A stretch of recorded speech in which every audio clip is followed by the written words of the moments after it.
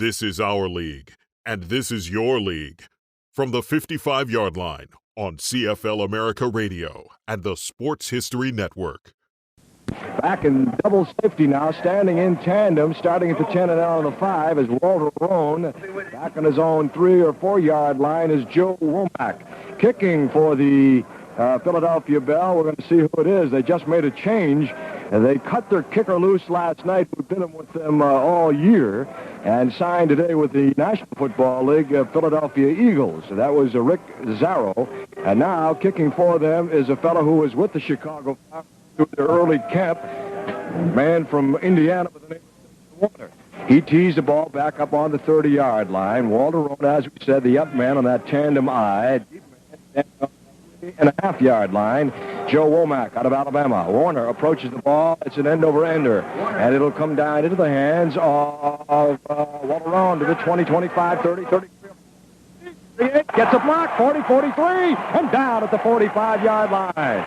Walter Roan with fine second and third efforts. Ahead to the 45-yard line. First. The Philadelphia defense, Ed, is a pretty standard defense, but they pride themselves in their defense. Led by middle linebacker Wally Dempsey, number 54, who played for several years in Canada, was an all-pro up in Canada. Their defensive backfield, as we pointed out, one of the top in the league, and a tough one for the Fire to attack. Cecil Bowens made the stop. He's a running back playing on the specialty teams. They'll run out of the pro set with wide receivers right and left. Scott topside, down below Jack Dalbin. They're in a 4-3 defense, has a 5-1 look. Stumbling with the ball is Carter on a breakup in the backfield, and as he stumbled, he was pounced upon by that big defensive tackle, Doug Olson. And Carter in the very first play stumbling over his own feet, and the ball will be put back at the 37-yard line. So a loss on the play of 8 yards. I'm sorry to see that happen because it looked like it was going to be a running fake and a pass. The play-action pass, which is a good play to start a game, try and fool that defensive backfield. It would have been interesting to see, but unfortunately, Verge couldn't quite get back. Skip Parmenter, Doug Olson, Tom Laputka, and Steinberger on the up-front positions defensively against the Chicago Fire. Same kind of a pro set left. Now they run into a 10. No, they switch, and they'll go pro set now to a split backfield. Keller and Pinder, the running back. Straight back, give to Pinder. Swings to the outside far side, cuts over the line of scrimmage. He gets himself a couple of yards, but a flag on the play. It could be an illegal shift by Chicago. We'll wait and find out. Looked like they set themselves for a full second after they made that shift. Bob Grant, the outside linebacker on the far side. Tom Laputka, the defensive left tackle, to make the stop on the play. You know, we've said it many times that most teams, or a lot of teams, will start with an off-tackle play. That's the standard starting play of a game. The reason for doing that is just to get the team to loosen up so they get rid of their jitters, and that's what they ran in the second play, and it was the first play was a good example. The jitters were there, and it was a broken play. They didn't get it off. But they're now discussing the penalty or the foul with the captain of the Philadelphia Bell, and they have Wally Dempsey, their defensive captain, has elected to decline the penalty. So the ball stays where it is, second down and about almost 20 yards. It was a 5-yard job, so they declined the penalty, and the ball is nose just over now, the 38-yard line. It's 3rd and 18 is the official call, and they run it off the split backfield. Wide receiver to the far side, James Scott down below. Jack Dalbin with 17 catches this year. Carter straight back through the split. He's getting a big rush, and he's hammered and knocked down hard. And Chicago, not doing a thing right thus far, has way back now inside the 30 and just ahead of the 25. A good rush that time from Skip Parmenter, the defensive end. On one side, Jeff Steinberger along with Doug Olson. 3 of the 4 front rush men got in there to drop Carter, who's been sacked only 7 times all year. No blocking on that play. The line just didn't hold them up at all. That defensive line, they aren't real big guys, but they're very active guys, hard rushers, and they didn't stop him at all that time. All right, double safety will be Madra and Ron Shanklin, or Don Shanklin, I should say. Ron, his brother, of course, in the National Football League. Back to kick on his 15. Ramsey gets it away.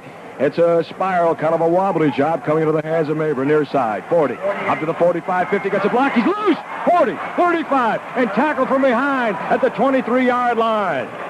Wow.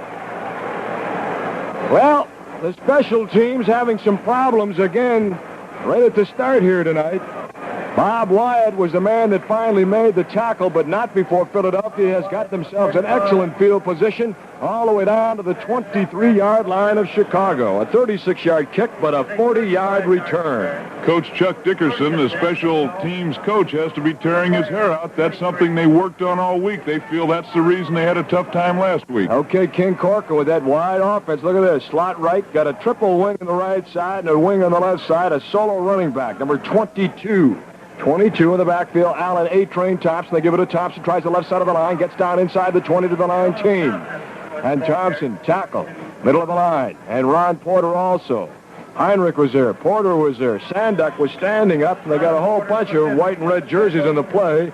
But not before the Philadelphia team picked up 4 yards at 2nd and 6. That's the first example of this wild offense, the Chinese fire drill. They had trips right, what you'd call 3 men wide to the right side, which has to confuse that defensive backfield. Boy, look at this. This is unbelievable. That's a form of the wishbone in motion now. Dropping a... No, Corcoran pitches out to that back going the other way. That's Thompson. Inside the 15, down close to the 10, but a flag on the play. I'm telling you, folks, this is an unbelievable offense we're looking at, and we've only gotten 2 looks at it. They got men lined up in all kinds of weird formations, but a flag on the play, and what's the call going to be? Well, that was I don't know what the penalty is, but that was a little bit of the old Kansas City Chiefs, putting that tight end back there in the backfield, almost looks like a full T. Then that tight end will move either to the left side or the right side. What they're doing is disguising the strong side. Now, they're discussing the foul with the defensive captain of the Fire, number 50, Ron Porter, and they have elected to decline the penalty, it appears, but that doesn't seem right. Well, the referee over there is John Overby, and John's making the designation to the other side of the field, and we can't see what the heck he's doing. Now, what happened on that play? Well, they've given the ball a first and 10. The official called the foul as an illegal receiver downfield, and gave them the penalty. And well, the ball is on the 9-yard line right now, and they've got that same kind of formation. Thompson off the left side, running room, down close to the 1-yard line, close to the goal line, and good interior line blocking that time. Ron Porter, the linebacker, came over to make the stop, and Philadelphia's knocking at the door. I wish I could figure out that penalty call, but it looked to me like they did. The foul was on the Philadelphia bell. The official said illegal receiver downfield, showed a decline of the penalty, which gave them a first down. We'll have to try and get a call on that one. That one was very confusing. Now he's got himself in a strange offense. Look for him, a pro set, man in motion in the backfield, Claude Watts. It'll be a procedure penalty coming up against the Philadelphia Bell. Number 30, Claude Watts, a 6', 215-pounder from Bluefield State, was in motion ahead of the snap, and so it'll be a 5-yard procedure penalty coming up and put the ball back close to the 6-yard line. Boy, oh boy, what a start. We're already, well, we're not even 3 minutes into the first quarter. Now Womack will come into the defensive secondary, and Porter, a linebacker, will come out. So they've got what appears to be 5 defensive backs in there. They pull one of the linebackers. Up front on that defensive line, you've got Mick Heinrich, Chuck Bailey, and Ken Sanduck. Linebackers in there now. You've got Sherman Jarmone, who is in there out of Nebraska. You've got Keith Best. And let's see now. Corcoran with the ball, rolling right. Pumps once, pumps twice. Has a man in the end zone. Lets it fly, and it's incomplete. Pass intended for number 80. 86. Broken up by Joe Womack. Paul Dunn was the intended receiver, the tight end. Womack and Kuchenberger back to make the stop, so it'll go as incomplete third and on the 6-yard line. I'm a little surprised to see King Corcoran even roll out the way he did. King Corcoran does not like to run. He's only run one time in the first 5 games. He'd rather throw the ball. He doesn't want to run. As I say, I'm surprised to even see him roll out, which means he might be forced into running. Claude Watts and Allen A-Train Thompson, the running backs. In the slot on the left side, Lindsey Cole. They've got a wide receiver on that far side also. They're tight on the right side. They give it now to Watts. Watts rolls left. He tucks the ball into the right arm, heads for the corner. He's in for 7 points. He beat Hal Phillips to the corner that time, and the pursuit was not in time, and so it's 7 points for Philadelphia. And a rather awesome start here, and it looks like, let's see, we've got the trainer of the Chicago Fire coming out on the field momentarily. As you're waiting to see what's happening over here, Joe Womack on the far side ran out of bounds and hurt himself on that warning track on the far side, chasing the pursuit. He got nailed pretty good over there, Mike. He looks like he's all the way into the stands. I didn't see it, but he must have actually run into the first row of seats over there on that side of the field. Well, with 12:07 here in the first quarter remaining, the Philadelphia Bell, a surprise team, as Mike mentioned, a coming team, has already rung the bell of the Chicago Fire. And that one covering 23 yards in 5 plays. The last play is a 6-yard job. And they are on the board with 7. The action play off the I formation. King Corcoran calls the shots. Pitch back to the trailing Claude Watts. He turns that far corner, make it A-Train Thompson, and he gets in. The first man he beat to the corner over there was number 88, Richard Brewer. And he carried number 28, Harry Howard, into the corner of that end zone. And so now Philadelphia leads it by a score of 8-0. There's a timeout on the field. And the score, Philadelphia 8, Chicago 0. If you want to be friends with someone, what would you do? You'd probably do many of the same things we do at Ed Fanning Chevrolet in Aurora. You know, it's really a great way to do business, and friends will go a long way for each other. If you live in Cook, DuPage, Kane, Kendall, DeKalb, LaSalle, Grundy, or Will counties, you may be no more than a 30-minute drive from Ed Fanning Chevrolet, one of the fastest-growing and most friendly dealerships in America. All roads lead to Ed Fanning Chevrolet in Aurora, where you'll learn why thousands of satisfied customers agree. It's good business to give Ed Fanning a try before you buy. Ed Fanning Chevrolet, just 3 blocks off the east-west tollway at 1252 North Lake Street in Aurora. Open evenings and Sunday afternoon for your convenience. Ed Fanning Chevrolet. So the Philadelphia Bell have scored already. They lead it 8-0 on a touchdown and an action point. And back in that twin safety again will be Joe Womack and Walter Roan. Roan stands in the 10, Womack on the goal line. Warner with a pretty good kick. The last time is getting a little help from the wind right now that is blowing from left to right as you look at your radio dial. And, of course, that means that moving back into that end zone down there will be Joe Womack. So Don Warner and a specialty team in there, and I'm sure that Jim Spavital is having some thoughts right now about how he can shore up this defense. Here's the kick. It's coming up a little short, but down on the 10-yard line. Hauled in by Walter Roan. 15-20, 25-30. Comes to the near side with a little jitterbug step and gets to the 27-yard line. And he's tripped up at that point by Mike Riley, a linebacker out of Miami, Florida, along with George Chatlos from Michigan State. So the Fire now take over on offense, and they'll see if they can generate some activity and get this thing going. I'm glad to see Joe Womack was not hurt seriously. He was the player over there in the stands, or almost in the stands. I guess what he did is he hit that warning track, which is cement, and of course his feet went out from under him, but he was back in on the kick return, so I guess he's all right. All right, off that split backfield, the wide receiver to the far side, James Scott, down below Jack Dolbin. They're in a 6-1 offense, what it looks like, actually a 4-3. Give it a Keller, pounds in over the left side. He gets to the 30-yard line, has those feet pumping, and he's finally held to a stand-up tackle by Kurt Kroll and Wally Dempsey, the middle and right linebacker, respectively. The Philadelphia offense scored that touchdown in just 5 plays and covered only 23 yards. The last play, of course, covering 6 yards with 12:07 left in that first quarter. All right, if we get a chance here, we'll try and set the defense for you. They've got Parmenter, Doug Olson, Laputka, and Steinberger in the front line. Mansfield will make that Kroll, Dempsey, and Grant the linebackers. We'll talk more. Out of the split backfield now.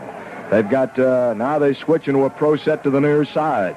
They got a wide receiver on the far side, Scott, down below Dolbin. Spinning and turning, looked like a broken play, but he spent 361 and set play. Keller again over the left side and up to the 35-yard line. Well, for a moment, it looked like Carter had lost his bearing out there, but it will look like the way it turned out, Mike, that was all a part of the action. Just a little bit of a different look to fool that defense. Exactly what that was. That was no more than really a quick toss where that back just takes off from his set. He's trying to get out wide as fast as he can. What we normally see, of course, is that quarterback turn around and give it the shovel lateral, but Verge turned around and threw it overhand like a pass, but which is nothing more than a lateral, got it out, and a little bit of a gain on the play. Benny Johnson, the cornerback on the near side. He's from Houston's Oilers. On the far side, Ron Maber. The strong safety is Eddie Hayes, and the weak safety is Craven. Here's a give to the right side of the line. Pounding it over the right side of the line that time And Laputka and Craven, along with Grant, made that tackle. That time cutting up off the bottom of the pile was Mark Keller again.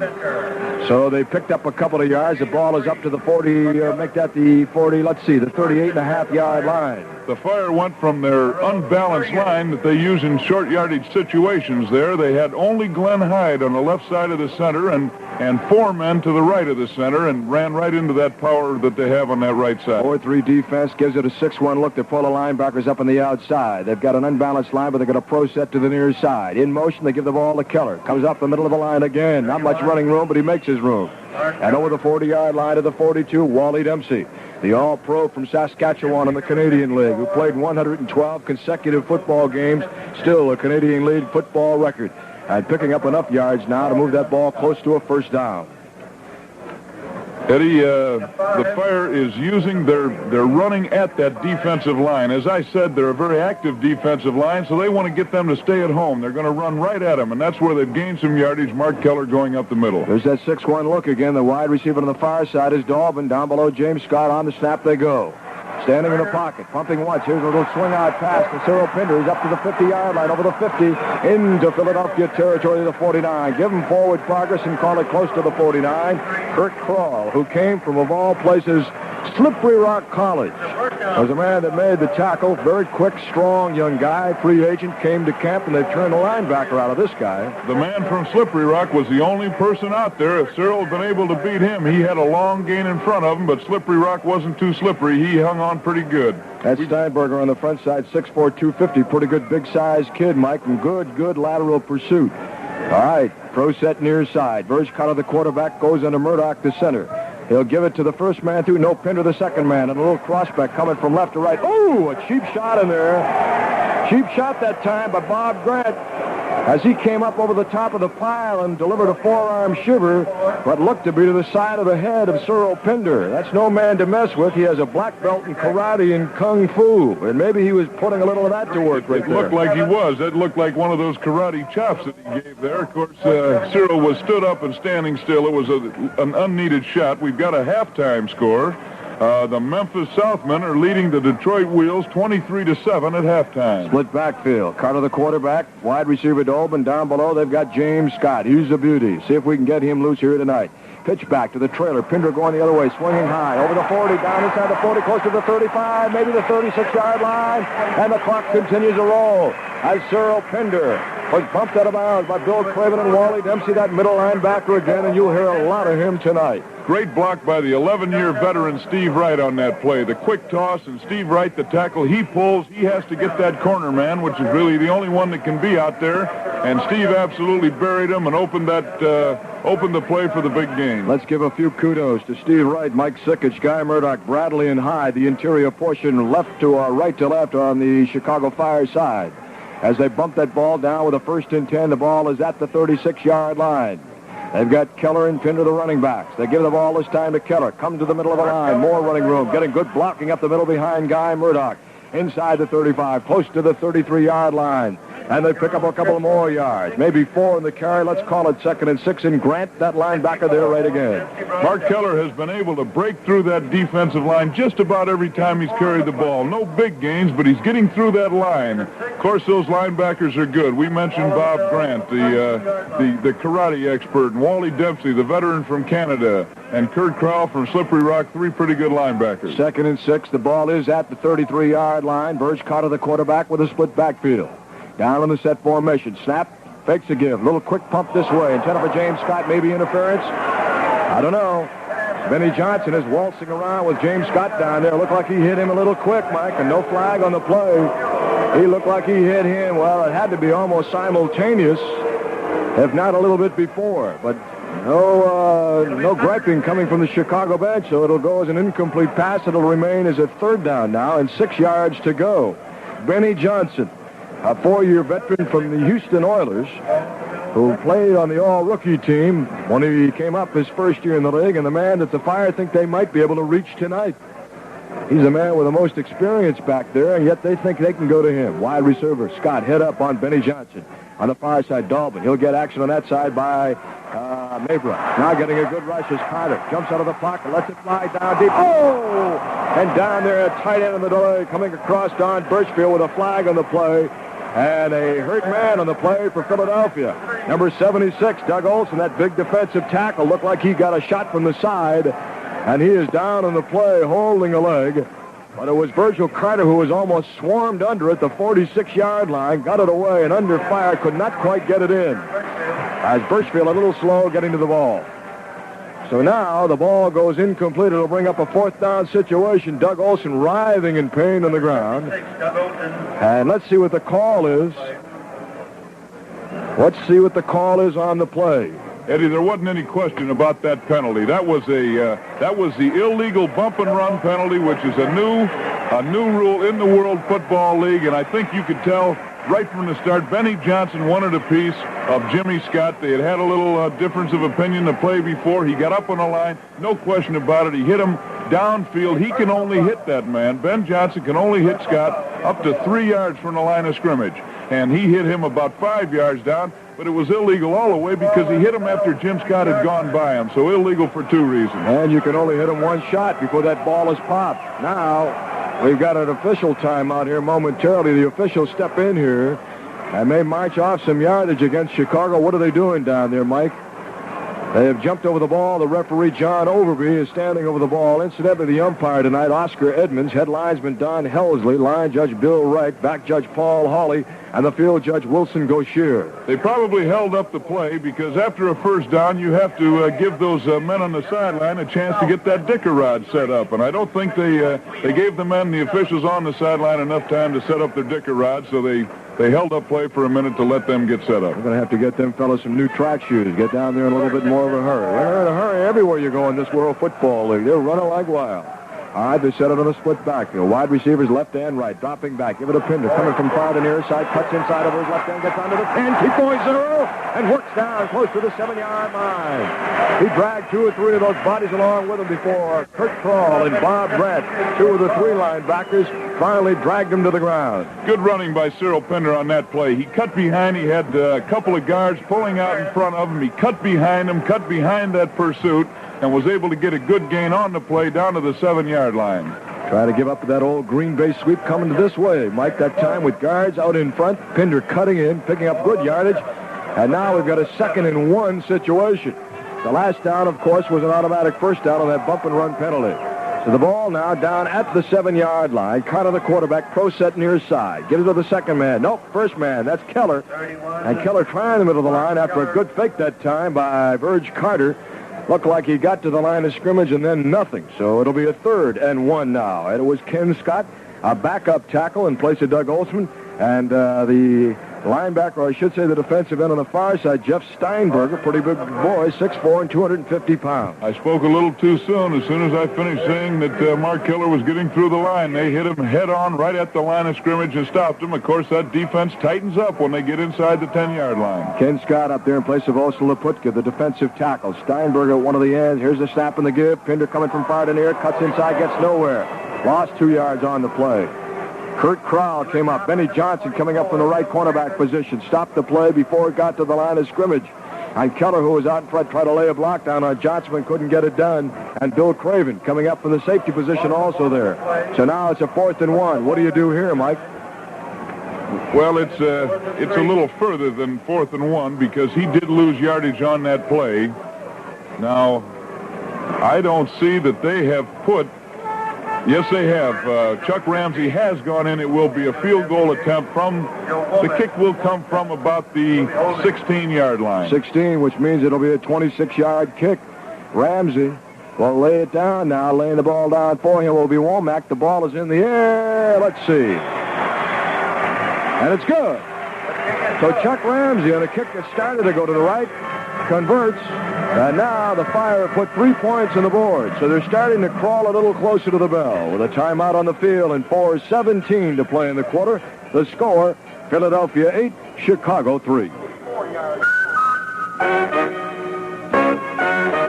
Hi, I'm Jim Vay for Carling Sports. You've probably noticed a lot of new rules in the WFL that, I think, make it a much better game. If you're familiar with them, you'll get more enjoyment out of a game. And these rule changes are all listed for easy reference in the 1974 Chicago Fire schedule. You can get one of these pocket-sized schedules, compliments of Carling Sports, wherever you buy Carling Black Label beer. Pick one up soon, or write Carling Sports, 800 East Northwest Highway, Palatine, Illinois. If you like a beer with flavor, mention my name. Mabel, another Black Label. Carling Black Label beer. Carling Brewing Company, Chicago. 8-3 with 4:17 in the quarter. And kicking the ball for Chicago will be Chuck Ramsey. He'll kick the ball from the 30-yard line. Now one of the officials comes out there and holds the ball. And the Fire have taken too much. No, the Fire, what they did was they teed it up on the 35-yard line, trying to sneak one past the official, and he caught it. So they're going to put it back on the 30 where it belongs. Ron Mabra stands back on his 8. Mabra is in safety position back there with Don Shanklin. Mabra, incidentally, on kick returns is averaging 23.2 yards per kick. Short kick coming this way.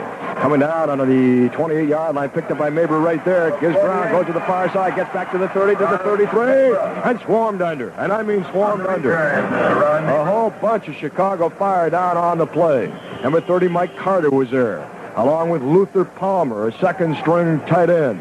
Number 21 was in on the play. That, of course, is the young man that we talked to you about last week, Willie Miller, from Tampa by way of Canada. And so now the Philadelphia Bell will take over. One of the Chicago Fire players is down on the field and injured, and I'm trying to catch the number. It's possible. Well, it looks like it might be Luther Palmer. Now, I'm just guessing. It's hard to see his number. He's flat on his back. It looks like he's got a leg out. Could be a fairly serious injury to that leg. We'll have to wait and see.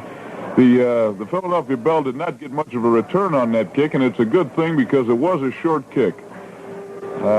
Chuck Ramsey did miss the ball a little bit on that, but the Fire team got down in a hurry to make it. It is Luther Palmer, and now the trainer, Dick Hoover, is helping Luther Palmer off the field. He's not able to walk on that leg at all. Well, that's too bad. Real tough kid. Luther Palmer, of course. We've talked about him before. Palmer, a backup tight end, 6'2", 225, Virginia State rookie. Was a linebacker and a little All-American in college. King Corcoran. He's the man in there with the ball right now. Corcoran, 6 feet, 210 pounds from Maryland. Look at that formation. I won't even begin. It's one of those triple I formations to the far side. Triple wing down below is what it is, and a wide receiver to the top. Corcoran back. Good rush. Oh, he swarmed under. Number 89, Sherman Jarmone, Ron Porter, and they had a linebacker blitz going, and two of them were there. Jarmone, 6'3", 235 from Nebraska, that played for Bill Byrne, the personnel director in the Continental League last year. Fooled them with that blitz. Two linebackers coming in. That means a five-man rush, and they got to him. See, when they put that trips right out there, the three men wide to the right, they have no one to pick up that corner linebacker, Sherwin Jarmone, on that. So he came free. That may be the strategy of the Fire coaches for that type of formation. Ron Keckman, the center for them, over the ball. King Corcoran. They've got a trip formation here with a couple of men on the bit. Now they got a man in motion. Corcoran straight back, way back, drops back to his own 13. They got a center screen. They got it complete. That's Watts. He's for Watts. He's on his way. The 40, 45, 50. Gets a block there. Down 40, 35, 30. Still going. 20, 15-yard line. And still on his feet. And down to the 10-yard line. Number 30 of the Chicago Fire. Before 75, Chuck Bailey, who you heard on that Fireville, pulled him down from behind.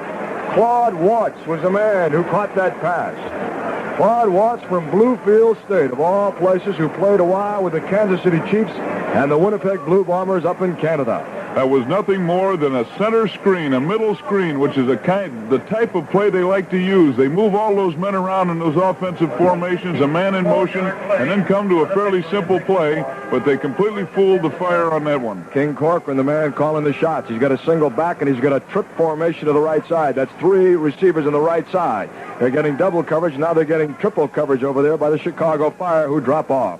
The offense has got him fooled so far. Corcoran, little short pitch into the corner, and overshooting the intended receiver down in that corner, Harry Howard. Number 85, Lindsey Cole, was the man who was intended receiver, but Harry Howard, a fire, was back there to cover him. A pass that was overthrown. I'd like to attempt to try and describe that offense, but I'm not real sure I can. What they do is they put 3 men wide to the right. They have the tight end. Paul Dunn is on the line of scrimmage. Behind him was Don Shanklin, the wide receiver, and behind him, A-Train Tops in the back. They're stacked up maybe 15, 20 yards away from the ball to the right. Out of the I formation, Watts down in front. Alan Thompson gets to the second man through. Tries the right side of the line, gets to the line of scrimmage of the 10, trying to fight for the 9, comes out of the pack, still rolling. But the play was stopped at the 10-yard line. That was the line of scrimmage, so it'll be 3rd and 10. Rich Brewer, the linebacker on the near side, who is from San Diego State, was the man that got there first, but everybody else in that defensive line had a shot at him also. 3rd and 10 and 10-yard line. On that play that we had the trips right, they'll get 3 men wide. They did what they will normally do. They put those 3 men out. They want the Fire to move all their defensive backfield, or most of their defensive backfield, over to cover them, which they almost have to do. And it isolates the wide receiver on the other side, who they throw back to. But they know from that offensive formation that they're able to get a man-for-man coverage with the wide receiver to the other side, and he tries to beat his man. There's another fella. Dick Evey is now in the ball game on this goal line defense. They're on the 9-yard line, and I bet Dick, when he came to camp on Monday, I bet he didn't expect to be seeing some action quite this fast. But Dick's in there, and hopefully he'll help out a little bit. Well, I sure hope so. They've got Dick Evey up front. They've got Ken Sanduck. They've got Chuck Bailey. They have Rudy Kuchenberg in there backing up the line. On the near side, Sherman Jarmone is a linebacker. They've got Richard Brewer in there. They have pulled out of there Ron Porter and Joe Womack, along with Walter Roan. Picking the rest of these people, Harry Howard. And let's double check. Well, what they've done is they've put Evey in there, so they give you a 4-man front. Evey and Bailey, along with Mick Heinrich and Sanduck, to give you a little bit more beef in the middle of that line so they can't budge the middle and try and bend it there. All right, Corcoran had a discussion with Ron Waller, the head coach. He'll come out with his troops at the 10, just over the 10. In the backfield with him, 1 man, Claude Watts. They got a double formation to the near side, double to the far side. A couple of doubles, right and left. Now they send a man in motion. That's A-Train Thompson. Turns it on that left side. Corcoran drops straight back. He's got a man in the corner. And the ball in and out of the hands of number 86 or 85. And that is Lindsey Cole. And Harry Howard bumped him just as he went for the ball, and he dropped it. He had it, and he lost it. So it's incomplete. It'll be 3rd and 9. Good play by Harry Howard. Hit him just as the ball got there. Just knocked the ball out of his hands. So now, as you say, we get the 3rd and 9 situation. And there has been a flag thrown on the play. And oh, boy. Offside, Chicago. Offside against the Chicago Fire. Chicago Fire offside. And they'll march it off. That'll put it 5 yards closer, and back comes Ron Porter. I did not see who was offside. Womack will come out of there. Referee John Overby marches it off down close to the 4-yard line, just over the 5. That'll make it a 3rd and 4.5. Let's call it even, make it 5. And Philadelphia in A1 position again. A-Train Thompson is in there. Thompson, 6 feet 205. He's from Wisconsin. Remember him? Claude Watts, also a running back. And they run it out of a split backfield with a receiver down below to the near side. Against the Chicago Fire defense, long count for the King. Drops back, fakes the give. He's going to run back. Oh, he's swarmed under. And a big loss in the play all the way back to the 20-yard line. Sherman Jarmone, Chuck Bailey, Ken Sanduck, and number 88, Richard Brewer. They're all there. And not fooled at all by the give to A-Train Thompson, a fake give, and then rolling back to his offside to the left. They just swarmed him under, and it'll be a 4th down situation. 4th and officially 17. If they try a field goal, it'll be, I'd say, Mike, probably around a 35-yarder. That would be right. You can bet King Corcoran had plenty to say to those offensive linemen on that play, because the King normally has a lot to say, and he had 3 men swarming him under. All right, the kick will be from the 24, so it'll be a 34-yard kick. Don Warner in to kick. Used to be property of the Fire. The ball is in the air, and is it good? It is no good. Why? Don Shanklin, the holder on the play, so it goes awry, and the Fire will get the ball back at the 23-yard line. There's a timeout at the field. And with the scores, Philadelphia 8, Chicago 3. In this day of price slashes, special discounts, rock-bottom deals, and other advertising, more and more car buyers have come to realize that Ed Fanning Chevrolet Aurora is customer satisfaction oriented. Ed Fanning Chevrolet is never over or understocked. You're never pushed into buying a car that you can't personally inspect. You're always welcome to test drive any car that looks appealing. There's no fast talk, no pressure, just a friendly business atmosphere. And when you favor Ed Fanning Chevrolet with a sale, you feel you've been treated fairly by people who are interested in you and your transportation needs.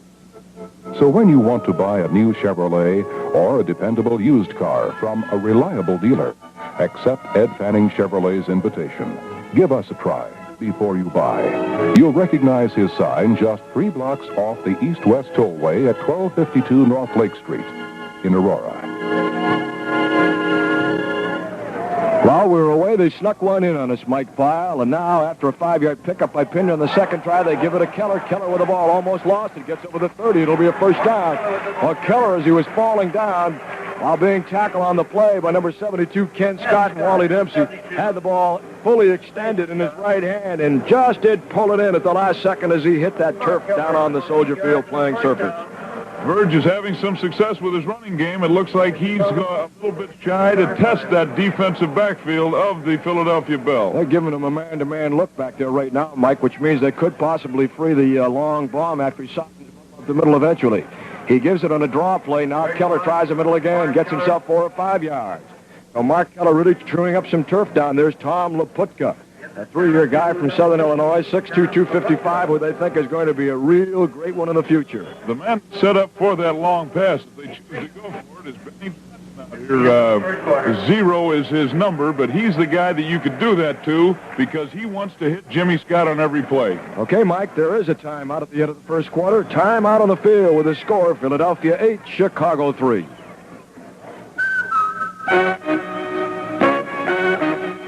If you like a beer with flavor, mention my name. Mabel, another black label. Harley Black Label beer. America's lusty, lively beer.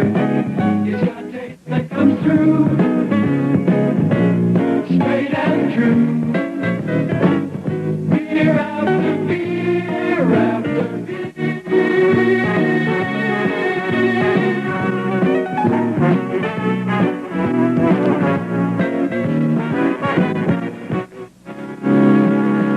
If you like a beer with flavor, mention my name. Mabel, another black label.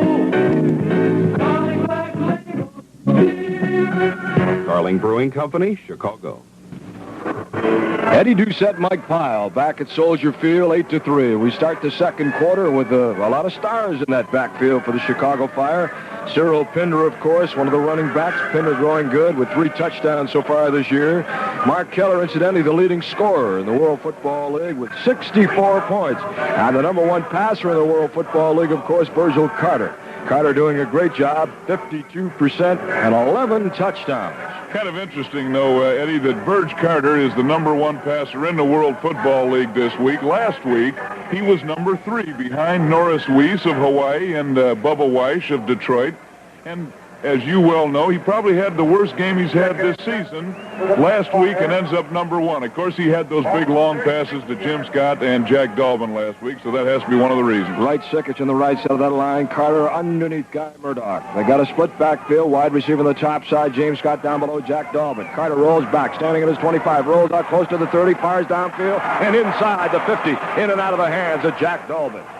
Incomplete pass. Dolbin was there, but Ron Milbra, the left cornerback, who they like very much, very tough and really likes to stick his nose in the action, bumped him as he went up for the reception, and it goes incomplete. I started to mention Ben Johnson just before the break at the quarter. He's over there now. He's mad at Jimmy Scott. He wants to hit him on every play, and that fella has to have a lot of confidence because we know the speed of James Scott, and he's out there playing him on the line of scrimmage. I'll tell you, that's something with a guy the speed that Scott has. 3rd and 7 at the 36-yard line. Split backfield. They've got Keller and Pinner, the running backs. James Scott, Jack Daubin, the wide receivers. They go against that 4-3 line. Straight back Carter. He pumps. He's going a little long. James Scott long. He's out there, but he's just overthrown. The ball down to the 20-yard line. 2 yards over the outstretched hands of James Scott. Benny Johnson and Ed Hayes trying to stay with him. Scott had him beat, but the pass was a little long, and that was the big one. Now, 4th and 7, it'll bring up a kicking situation. In the first quarter, unofficially, Chicago is 6 first downs, Philadelphia 2. Chicago 4 by rushing, Philadelphia 2 by passing. Chicago only 1 by passing. Net yards rushing, Chicago 64, Philly 20. Passes attempted, Chicago 2, complete 1, Philly 2 for 4. Total net yards 52 Chicago, 73 for Philadelphia. Twin safeties on their own 20-yard line. Mabra and number 80, Don Shanklin. Ramsey, high pass, gets it away. It's not going to be a deep pump, but it's going to be a high one. Coming down to the hands of Shanklin. He bobbled it. He's hit at the 25. And lucky for him that he pulled it in. They gave him 5 yards, but as soon as he touches that ball, he is fair game. And the rush was still coming when he bobbled that kick. And he was a very lucky man. He was able to hang on. Rex Pitts, who was just activated, creamed him. And they played the ball down at the 23-yard line. That was close, and you saw that punting team get down the field and really crack him on that play. And as I say, I'll bet you Chuck Dickerson's been working on them. The Fire really feels that that's why they lost the game last week. A breakdown in the specialty teams, and as I said before, they've worked very hard this week trying to improve on those breakdowns they had last week. All right, King Corcoran with the ball at the 25, 1st and 10. What is he doing? He's confused back there. Drops back to the 15. He gave it to Watts. Watts in a long bomb, intercepted. Intercepted by the Fire at their own 35-yard line. Joe Womack on the interception. Well, that time they gave the ball to who? Was it Claude Watts or somebody back there? I didn't see who the heck it was. Or was that Mike Carter? Well, that's a little more of this wild action of the Philadelphia Bell. That had the resemblance of the old Baltimore Colt flea flicker play, Eddie. Now, what the flea flicker in the old days, of course, with Johnny Unitas would hand off to Alan Amici, and Alan Amici go up to the line, turn around, and throw it back to John. In this case, Corcoran turned around, he faked the handoff to the first back coming through Thompson, then just pitched it back to Watts to throw the pass. Okay, Claude Watts was the man. Now, a slot formation on the left side. Daubin in the slot. James Scott split out beyond him. They've got dual running backs. They give the ball to Keller. Tries the middle of the line. Still pumping, still grinding, close to the 40-yard line. Mark Keller, maybe 5 yards in the carry. Parmenter, the defensive end on one side, and Steinberger, the defensive end on the other side. A couple of big ones, Steinberger from Monmouth and Parmenter from UMass. And both of those fellows, young guys that the Philadelphia team thinks quite a bit of and will have a great future. So an 8-3 score with 14:05 in the quarter, and Chicago with possession of the ball at the 35-yard line, 2nd and 8. Split backfield, wide receivers left and right. Scott above and down below Jack Daubin. Straight back, 2 yards. Little short turnout pass. Daubin at the 40. Steps away from his defender. Up to the 45. Rolled out at the 45-yard line. And the man that rolled him out of bounds was number 50, Bob Grant, after he beat Ron Mabra. And Chicago now, with good field position, getting close to the 50-yard line and making a good move with the football in a 1st and 10 situation. Mike? A gain of 11 yards. A reminder that you and I know, and all of our listeners out there should know, that you're listening to WJJD-FM 104 Chicago, the modern sound of country music in Chicago and the home of Fire football. Pro set to the far side. James Scott up high, down below Jack Daubin. They've got a 4-3 defense, looks like a 6-1. Linebackers on the outside, up on the line. Here's that little rollout pass again. And they give it to Pinder. Pinder back to the 45, still dancing and squirming, and works his way close back to the line of scrimmage before Laputka. And that was a play we saw earlier where it looked like Carter was hung up, and then he spun around and just flipped the little pass back to Pinder coming from the right side to the left side of the far side. And they say they give him a yard on the play, so we'll take it and call it 2nd and 9. Cyril Pinder did a good job of getting that yard because he had a chance of being caught deep in his backfield for a big loss, but he fought and he squirmed and he struggled back to the line of scrimmage and got a yard gain on the play. 8-3 the score, as we mentioned, 13:09. Interesting guest at halftime, King Corcoran, among others. James Scott Up ahead, down below, Jack Dolbin. They pitch it back to Pinder. He's coming this way. Gets a good block down below by Steve Wright. Gets over the 50 and down to the 45. Wright and Bradley, the guard, pulling from the left side, came out here and made a beautiful block on Laputka and Grant, and it was finally Wally Dempsey that got over there to get a little help from Ron Mabra as Chicago picks up good yardage and get it down in to Philadelphia territory. Verge Carter is doing an excellent job of mixing up his plays. I think it's the best in the 6 games that we've been in. This is the best job of mixing up his plays. He's used everything. The wide plays on the tosses, up the middle, short passes, tried the long passes. He's reading the defenses very well. I wouldn't doubt if there were many audibles being called. Pro set left side. Up ahead, they've got James Scott. Down below, I should say, and up ahead, they've got Dolbin. And that defensive line started a little early. They give it to Keller. He plows in with a flag down on the play. Keller gets underneath the 45-yard line, maybe to the 42.5. But a flag down. And was it the defense that started, or was it the offense? Defense offside. And Chicago, on a 3rd-and-1 situation, will take that 5 yards and pick up a first down. So they mark the penalty starting now from the 45-yard line, or just about the 44.5. And they move it down inside the 40 to the 39.5-yard line, and it's a 1st and 10. Big play for the Fire. I've said it many times, Eddie, and I continue to say it, that's an unforgivable sin for a defense when it gives the team a first down. If it's 3rd and short yardage to go offsides, you just can't do that. Split backfield. Pinder and Keller, the running backs. You'll see and hear a lot of them tonight. Here's Carter. Drop back 2-step. Little turnout pass to Dolbin. Dolbin inside the 40 and down to the 36-yard line. And they're trying that little turnout pass, that 2-step drop, and that little turnout pass to the near side, Ron Mabra, who had head-to-head action that time on Jack Dolbin, bumped him down at the 40, checked at the 36-yard line.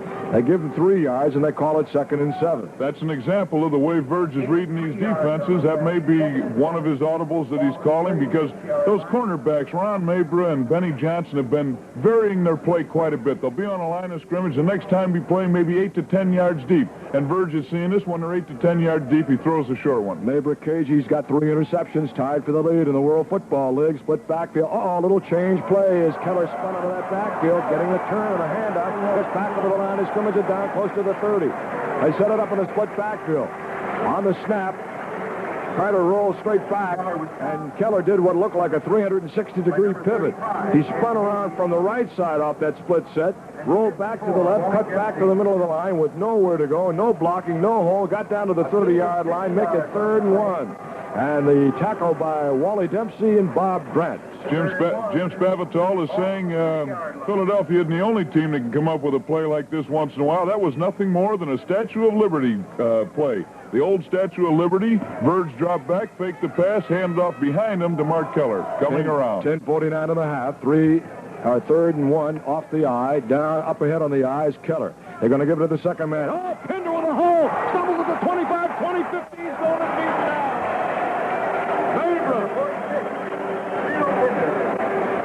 Ron Mabra.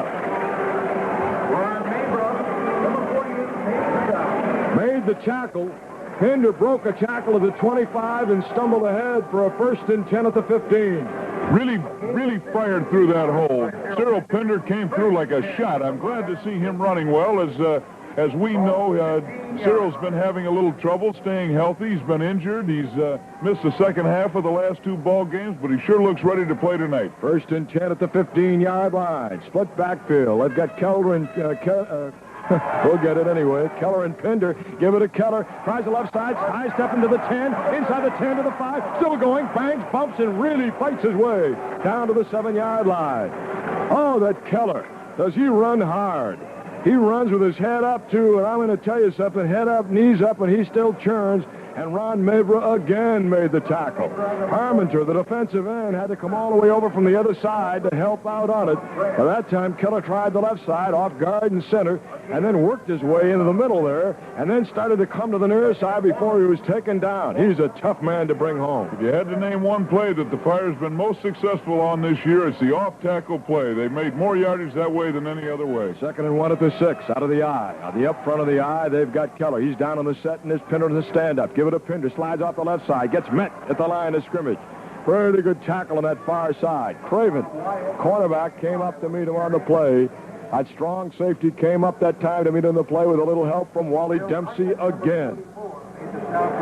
Okay, that was Bob Wyatt, pardon me. Wyatt replacing Pinder on one play. I didn't see him come in there, but that was Wyatt, a running back who replaces Keller often from North Texas State. He's come out of there now. Cyril Pinder has gone back into the lineup. James Scott, a wide receiver. They've got Keller and Pinder, the running backs, out of the split backfield.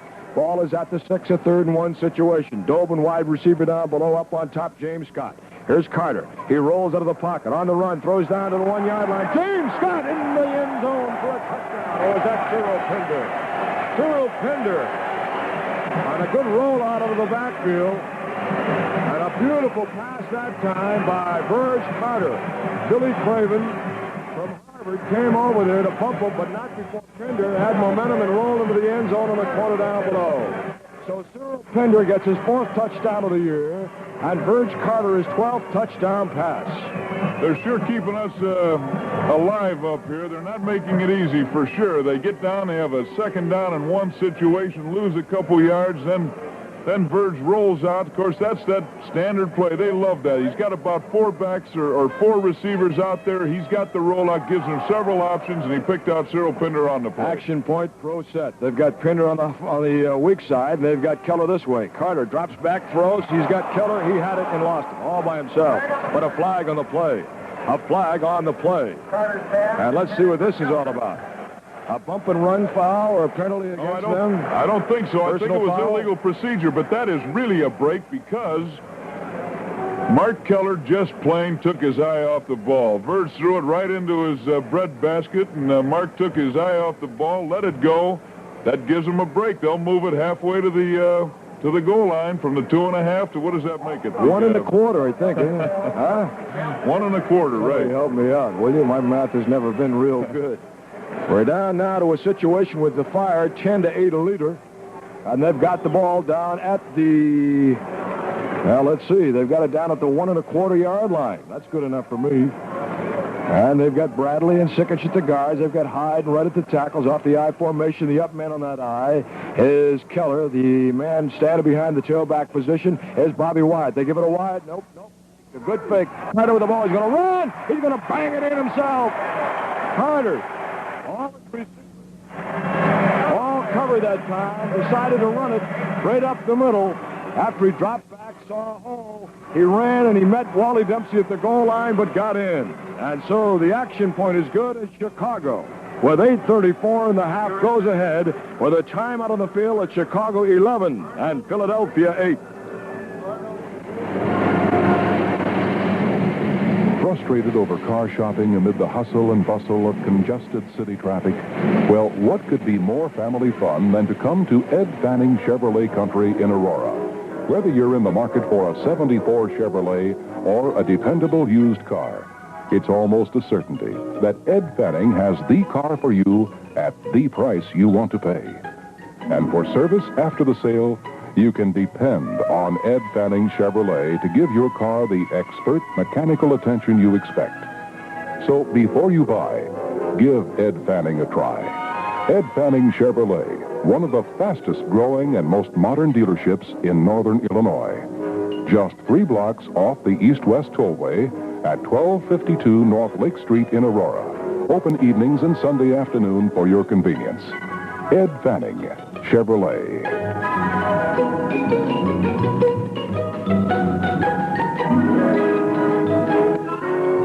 A broadcast service of Plow Incorporated. WJJD FM. Chicago. Eddie Doucette, Mike Pyle from Soldier Field, Chicago. And Mike, you're right. We've got a ball game as Ramsey approaches the ball on the 30. Gets it away. Looks like a good kick. Oh, is it a beauty. All the way down to the goal line. Spinning around with the ball is Maber. Back to the 10, to the 15, to the 20. Swing to the far side. He's up over the 25-yard line. And let's see what happened down there as a tackle was made close to the 25-yard line, not quite over. Rich Brewer was the man that was there along with Earl Belgraves, a big man from Ohio State. Belgraves wears number 70 and number 88. Rich Brewer also into the tackle. So the ball will be spotted very close to the 23, 24-yard line. Let's put it down officially at the 24. It'll be 1st and 10 in Chicago, leading the ball game 11-8. And now we have a momentary pause in the action. A flag was thrown on the play. Is that right, Mike? That is correct. There were a couple flags, and normally on that kind of situation, on a kickoff, it'll be a clipping penalty. A long kick by Chuck Ramsey that time, deep almost to the goal line, and we always have to remind everybody that that's being kicked from the 30-yard line. Deep kick and a clipping penalty, so the Philadelphia Bell starts deep in their territory from the 12-yard line. All right, Mike. They move it back to the 12-yard line. King Corcoran with his club. You'll hear him at halftime. He'll give it number 22, Alan Thompson, coming in off that strange set on the left side. Tries to get there, but Ron Porter met him head on. Porter also on the tackle as number 71, Mick Heinrich. Both of them right there. Ken Sanduck also in on the stop. So Heinrich from Illinois, 6'4", 230 pounds, a rookie that they say will really fill out in time. Give him a little meat and potatoes and put him on a weight program and watch him blossom in the offseason. Glenn Robinson, of course, who is injured, is another fellow to look forward to and hear about in days to come for the Chicago Fire. They've got Alan Thompson and Claude Watts in the backfield. They switch out of a funny-looking offense into an I formation. King Corcoran now with a long count. Now they swing back with a man in motion. Number 86. Here's a little short pitch down to this 15-yard line. It's caught there by Claude Watts, number 30. So Claude Watts on the reception and the tackle by Harry Howard. I don't know how anyone playing defense can stay with that offense. Well, that's what's known as a double shift, of course. They move two people. They move their backs first, then they put the tight end, Paul Dunn, in motion out to the right. There's a lot of different looks. This is a big play coming up right now, Eddie, because it's 3rd and 5. If they can hold them down here, the punter will have to punt against the wind, and that wind is fairly strong tonight. I'm surprised they haven't used Don Shanklin, their number 1 receiver, more tonight. They run it on a slot. Alan Thompson in the slot. Now they start a slot to the left side. Here's a little short turn on the pass, and it's receiving the pass and up to the 20-yard line. On that play on a tackle by Ron Porter. Number 86 is the man I thought that received the pass. I think that was Paul Dunn. Paul Dunn is the man who received the pass, gets it close to the 20-yard line, but not enough for a first down. 3 situation, which will mean a punting situation, and Don Warner will come in to kick for them. Chicago will send twin safeties back. Number 47, Joe Womack. Number 28, Harry Howard. They're standing at the 44-yard line. Now they back up close to the 40. Womack down to the 39. Kicking from the 5-yard line will be Don Warner. He played at Indiana, was the property of the Chicago Fire. He gets the kick away. It's not a very long kick. It's a short kick, and it comes down at the 43, rolls to the near side, out of bounds at the 42. Shows Chicago at their own 42-yard line. Or I should say Philadelphia's 42-yard line in great field position. Take over 1st and 10 at the 42. Eddie, I called one right, but not for the right reason. I said that would be a good place to get a short kick because of the wind, but that really isn't what caused it. And I didn't see who the man was, but one of the end men for the Chicago Fire came in real hard on that on the punt rush and just about got a hand on the ball and hurried Don Warner's kick. So I think that was the reason it was a short one and does give the good field position to the Chicago Fire. 23-yard kick, no return, and you can bet, Mike, that specialty team that had problems last week will be breaking their backs tonight to show Coach Chuck Dickerson that they can do it all here tonight. They're fighting for jobs, these fellas, and of course, noting some of the changes that happen from week to week, anything can happen, so you've got to play good on a week-to-week basis. We've got a timeout on the field. The officials are down there. We're going to hang on and keep it right here and try and bring you up to date on what's happening and give a little credit to that offensive line that's in there now for the Philadelphia Bell. Or I should say the defensive line. Pardon me. We've talked a little bit about, of course, Doug Olson was injured on a couple of series of downs ago. We still do not see him back in there. Number 79, Jeff Steinberger. Big defensive end. Number 77, Skip Parmenter. Number 60, Tom Laputka. And we're checking to make sure now. Number 72, Ken Scott is the other tackle. So far, Pinder is 8 for 55 yards. Keller 11 for 48 yards. How about that for some running? And they love to carry the mail. And they're in there right now. On the pro set to the near side, the man on the slot to the near side is Dolben. The wide receiver split way down near the sideline is Scott. They stick it into the breadbasket of Keller, running room up over the middle, down close to the 35-yard line. A quick hitter off that set formation.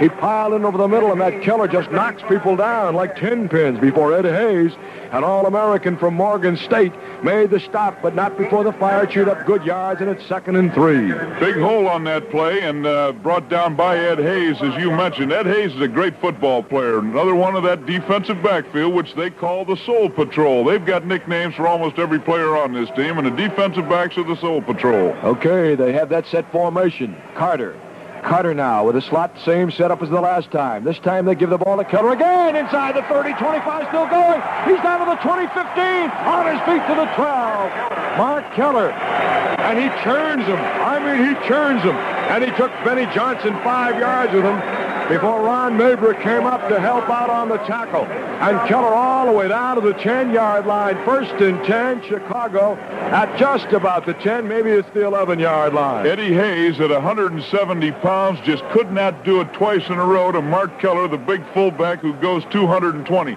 That time Mark Keller ran right over Ed Hayes. He didn't even slow him down. That guy will have about 25 cleat marks on his chest as Mark Keller ran over him. You've seen a lot of good ones, Mike. That Keller's got to rank right up near the top for a young guy, a rookie in this league from Northern Illinois. Here's Carter giving a Pinder. Slides in over the left side. Running room inside the 10, down to about the 7-yard line.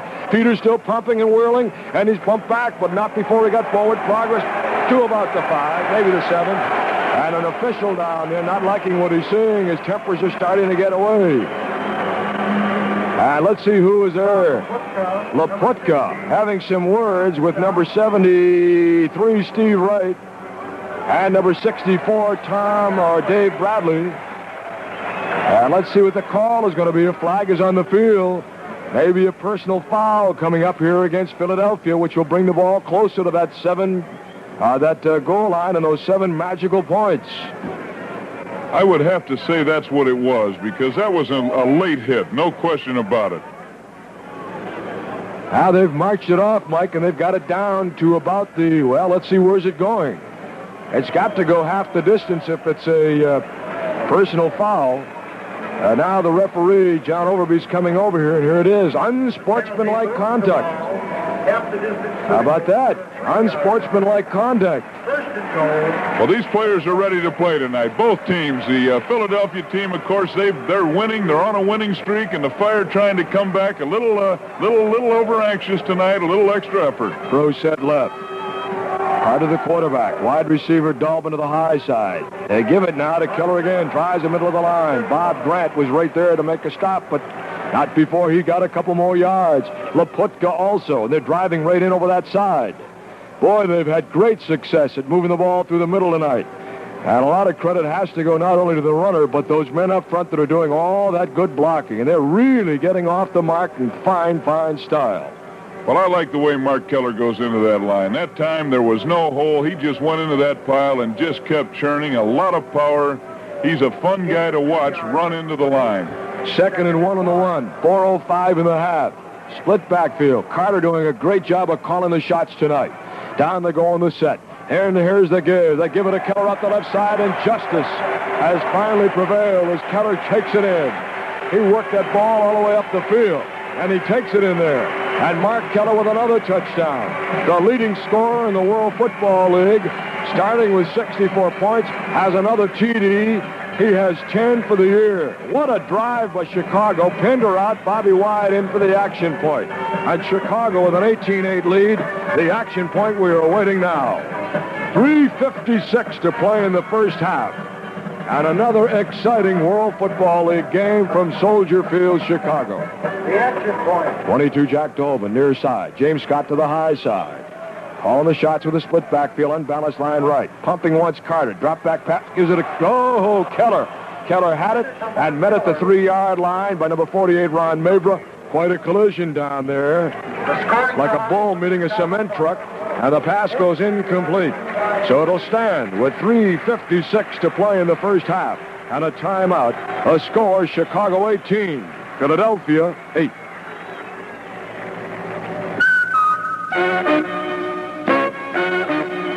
If with flavor, mention my name. Mabel, another black label. Carling Black Label beer. America's lusty, lively beer. It's got taste that comes through.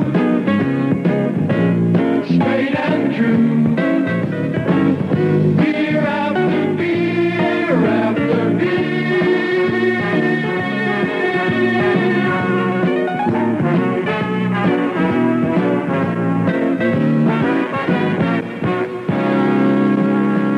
If you like a beer with flavor, mention my name. Mabel, another black label. Calling Black Label beer. Carling Brewing Company, Chicago. Back we are with 3:46 to go, and Mike, I think we're going to have to get together with these officials and buy them a ham sandwich or something, because that's the second time they've done it to us tonight.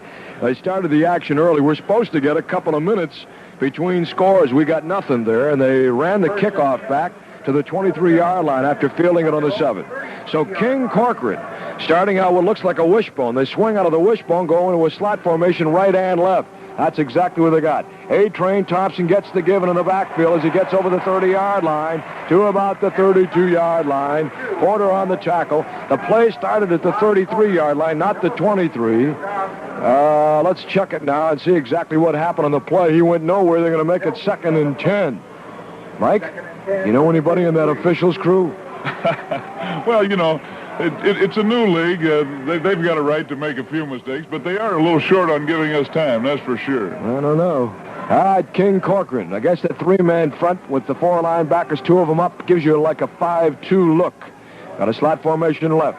He fakes the given to the line, now swings it back to that back out of the backfield. Claude Watts. He faked it to Watts, and Watts coming over the line. King Corcoran spun around and tried to hit him short, and Watts lost the ball. The intended receiver around the 40, so it goes incomplete, 3rd and 10. And Ron Porter has the responsibility of taking that back out of the backfield. The Chicago Fire drive for a touchdown covered 42 yards in 7 plays with 3:56 left to go in the second quarter for the TD for the Fire. 3:06 now, 18-8 the Chicago Fire. Ring that bell. Things are looking up. Smoke signals at halftime. Mike will have an interesting guest, and we'll have King Corcoran for part of that halftime. Corcoran drops back, fires straight up the middle. Uh-oh! And a flag, and you can see that. Harry Howard. There's flags all over the place. It looks like Flag Day out there. The intended receiver, Lindsey Cole, at the 45-yard line. And Harry Howard not allowing him to get position and go for that ball. Bumped him from behind, and a pass interference call, an automatic first down at the 45. Mick Heinrich comes out of there. Number 89, Sherman Jarmone is in. Dick Evey is in now, Mike, your old pal, along with Chuck Bailey and Ken Sanduck up on that front line. Dick Evey just relieved Mick Heinrich, the great defensive end from the University of Illinois, and they're going to give Dick a little action, let him work a little bit. Let's see how he works. Hal Phillips in the cornerback position on the far side. Down below is Harry Howard. Walter Roan, the strong safety. Free safety is Joe Womack. The King with a man in motion. Going that way is Mike Carter. Here's a pitch back to the trailing back, number 32, new name, Jimmy Joe. And he swings outside over the 50 inside to Chicago territory, down close to the 47-yard line. There's a new name for you, Jimmy Joe, brother of Billy Joe from Morgan State. But Walter Roan, who is a surprise starter here tonight, starting in place of Barry Ruffner, came in here to make the stop along with Chuck Bailey. And so now the ball placed at just about the 47-yard line. It'll be 2nd and 3. Of course, Jimmy Joe's brother Billy Joe was a running back for the New York Jets a few years back, and a pretty darn good one, a great big guy. Guy used to throw the discus against also. Right. King Corcoran, the quarterback. Ball at the 47-yard line. 30, Claude Watts, Alan Thompson. Thompson in motion, near to far side. Up high, Don Shanklin. Now they've got Corcoran throwing, and he's hit as he released the ball. And he was creamed. A safety blitz that time by Joe Womack. And look who's there also to knock one of those big linemen down, Dick Evey. Oh, and is that good to see. He ran right over number 71, Dennis Losey, a 6'3", 260-pounder from Notre Dame who played in that national championship team. Evey opened the gates that time for Joe Womack and the safety blitz. Womack on the safety blitz fired in there tremendous, but, you know, he did injure himself on the play, too. Joe Womack came out limping a little bit, Must have injured his leg coming in there. Bell with only one first down in the second quarter. A pro set backfield. Receivers right and left down below. They have got number 85, Lindsey Cole. Dropping back to King. King swing pass right over the middle of a 22. Allen Thompson at the 43-yard line receiving, but banged down by Ron Porter.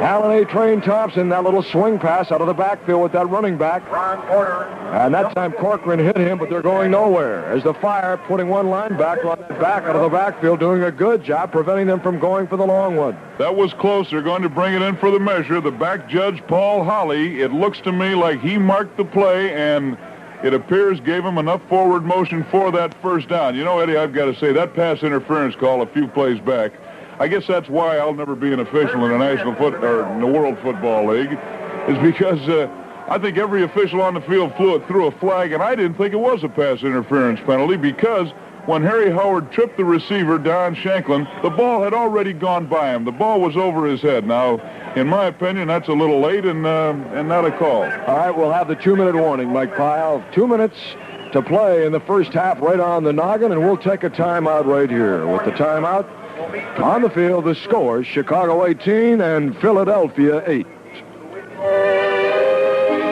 In this day of price slashes, special discounts, rock bottom deals, and other advertising, more and more car buyers have come to realize that Ed Fanning Chevrolet in Aurora is customer satisfaction oriented. Ed Fanning Chevrolet is never over or understocked. You're never pushed into buying a car that you can't personally inspect. You're always welcome to test drive any car that looks appealing. There's no fast talk, no pressure, just a friendly business atmosphere.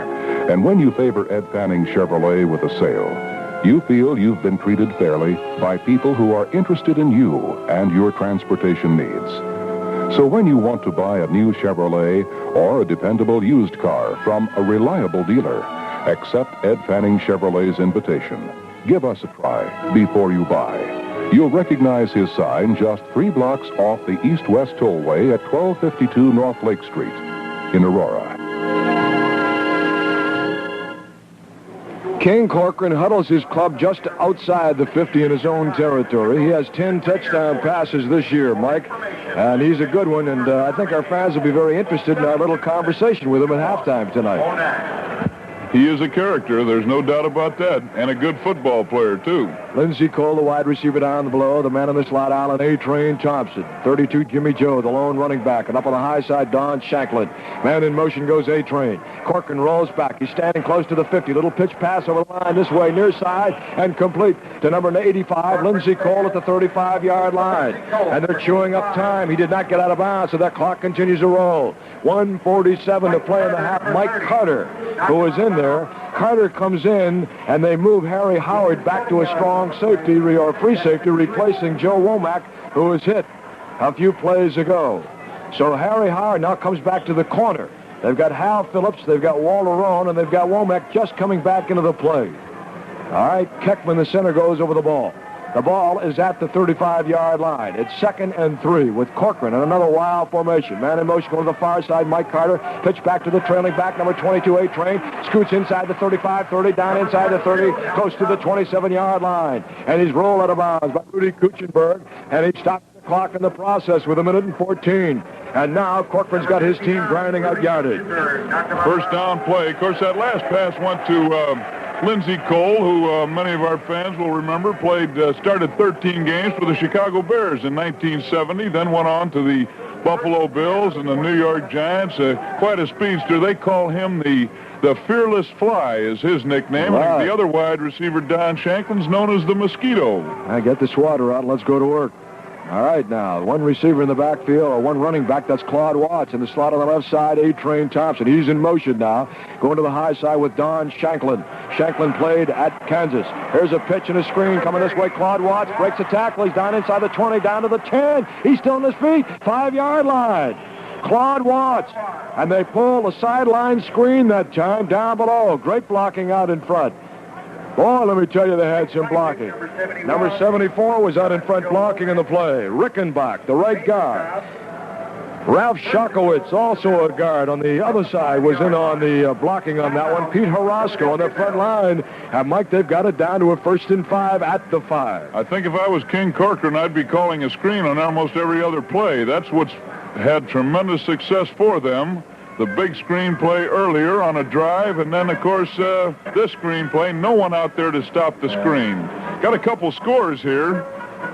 I see in the third period, Memphis, who lost to the Philadelphia Bell last week, 46-15, is beating Detroit 30-7 in the third period, and Detroit Wheels are the next foe of the Chicago Fire. Will be up in Detroit next Thursday night to play them, but Memphis is leading Detroit 30-7. A first quarter score, Birmingham, the last and only undefeated team in the World Football League, is leading Hawaii 8-0.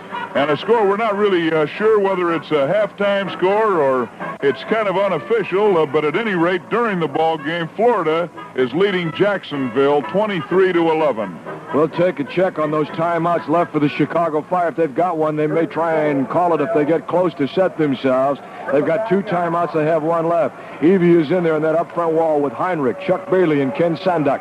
Brewer up on the line. On the near side, they got a linebacker. They give it to Thompson. Goes the other way inside the 5. Down to the 3. Oh, was he hit? Oh, did he get nailed? Oh, Ron Porter came up and really buckled him along with Rudy Kuchenberg and Sherman Jarmone. Give him a yard at best. Number 50, and give him some life, because, boy, he really got hammered. A-Train Thompson from Wisconsin. 2nd and 3. Out of there now comes Mike Carter. Back in there goes Joe Womack. Keith Best is also in there. So they got a bunch of linebackers in there now. So they're down close to the 4-yard line. A-Train and Claude Watts. Corcoran's going to roll back to the 10 and pass. He's got a man in and out of the hands of Carter.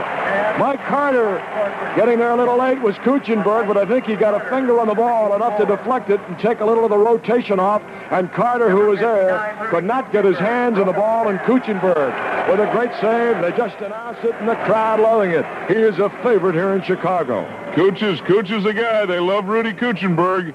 There's just 25 seconds left in a 3rd down play. This is going to be a big one for the Philadelphia team.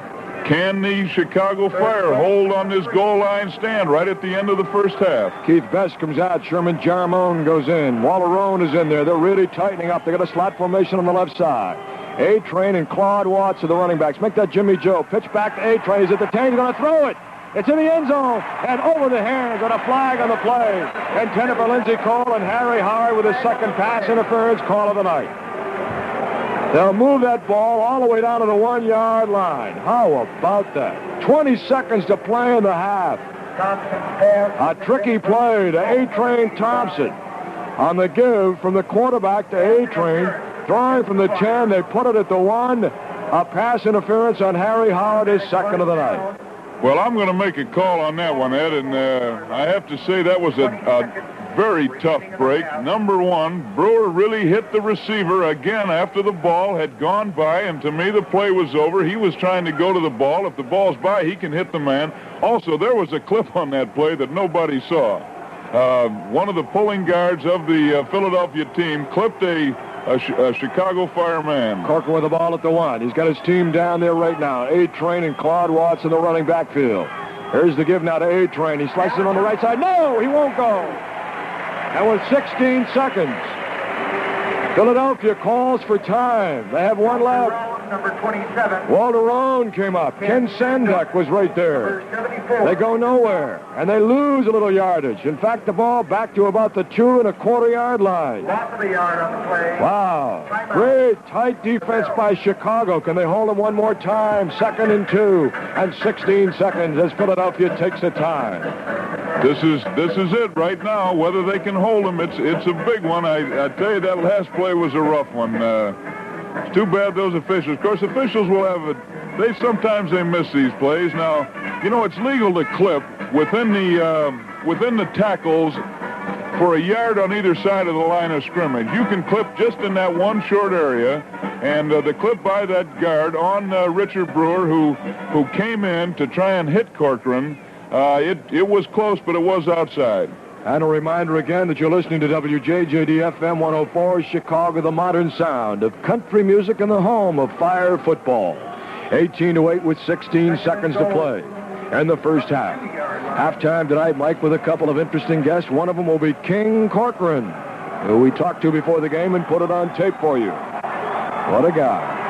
All right, receivers right and left. I got a pro set backfield. Corcoran drops back. He's got a man. He wants to throw. He's in the end zone and beating his man on the play.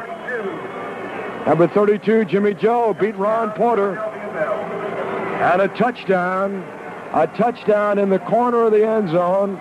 Let's double-check that number now to make sure we got the right man. Yep, it's number 22, Alan Thompson. A-Train, and they got 1-1 coverage with that running back out that time on Ron Porter. And they have scored on the Chicago Fire with 12 seconds to play in the half. That hurt. Tough for that linebacker to follow that running back. Good call by Philadelphia, isolating the running back on a linebacker. Thompson was not supposed to start. Their regular starting running back, John Land, who is right up there in the top 10 in rushing, was ill tonight. So Thompson gets the call, and he's done well. Corcoran dropping back into the end zone, intended for Lindsey Cole, and broken up by Harry Howard. And that time he did not interfere. Well, with 12 seconds to play here in the first half, the Philadelphia Bell will kick off to the Chicago Fire, and the action point has gone awry. And now, with a score 18-15 and 12 seconds left, can Chicago push it close? What do you think, Mike? Well, they aren't going to be able to do much before the end of the half. They might run it back all the way. Well, that'd sure be nice. I'd like to see that. That'd make up for some of those other punt returns that have been run against them. Chicago, of course, with Virgil Carter running the show, doing a great job, and we've got a wide-open game so far. 18-15, and I think we pointed out that Philadelphia, a 3-win, 2-loss team, second in the division. Chicago, 4 wins and a loss, second in their division behind undefeated Birmingham, the only remaining undefeated team in the World Football League. Double safety at the 5-yard line now. Number 27, Walter Roan. Number 28, Harry Howard. Kicking off for them will be Warner. He'll kick from the 30, and they'll move it from south to north. All right, here's the run-up and the kick. Pretty good kick. It's going to come down at the 10, picked up by Walter Roan. He's to the 20, to the 25, goes to the middle, looks for the wedge. 25, 30, 35, 37, 38. And that's where he is, dropped down. And the clock stops with 7 seconds, and Cecil Bowens. Bad news, Cecil Bowens, 6'2", 230 pounds from Kentucky, made the grab and rolled him down with 7 seconds to play here in the first half. Officially at the 38, first and 10.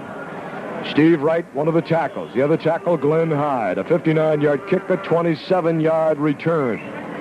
Mark Keller with those socks, one of them at least down around his ankle. Cyril Pinder, the running back, Jack Dolben, the wide receiver, going to the top side. Down below comes James Scott. The wing back, and now dropping back is Virg Carter. Steps up in the pocket. He's still rolling. He's going to unload. He's got a man down deep and out of the hands. Intended for, let's see, I believe Don Birchfield. That's who it was, down around the 25-yard line. And the clock ends the first half. With the score here in Chicago, the Chicago Fire 18, the Philadelphia Bell 15. 1,324, 1,325, 1,000. Harold? I can't sleep. Too hot. Is that the garage light on? I'll get it in the morning. The energy shortage, remember? All right. Probably cooler out there anyway. A hot summer night and an energy crisis. It's enough to keep you awake nights. But your Bryant dealer has a solution. A new kind of air conditioning system. The Quiet Line Deluxe.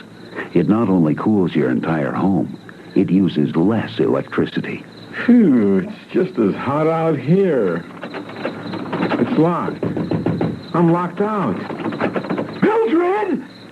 You see, at Bryant, we don't want you to lose any sleep over the energy crisis. For the name of the Bryant dealer nearest you, 562-6300, ask for D. All set to go for the start of the third quarter of football action from Soldier Field, Chicago. The Chicago Fire with an 18-15 lead, and Chuck Ramsey and the Fire will kick it off. Back in twin safety, standing at the 5-yard line, will be Don Shanklin and Ron Mabra. Receiving the ball at the 5 is Shanklin. Shanklin, the 15, 20, 25, 25, 27, 28, bang down hard. It was really swarmed under that time. Rudy Kuchenberg put the noose around his neck to start things off, and 3 or 4 other of the Fire were right there to help him down.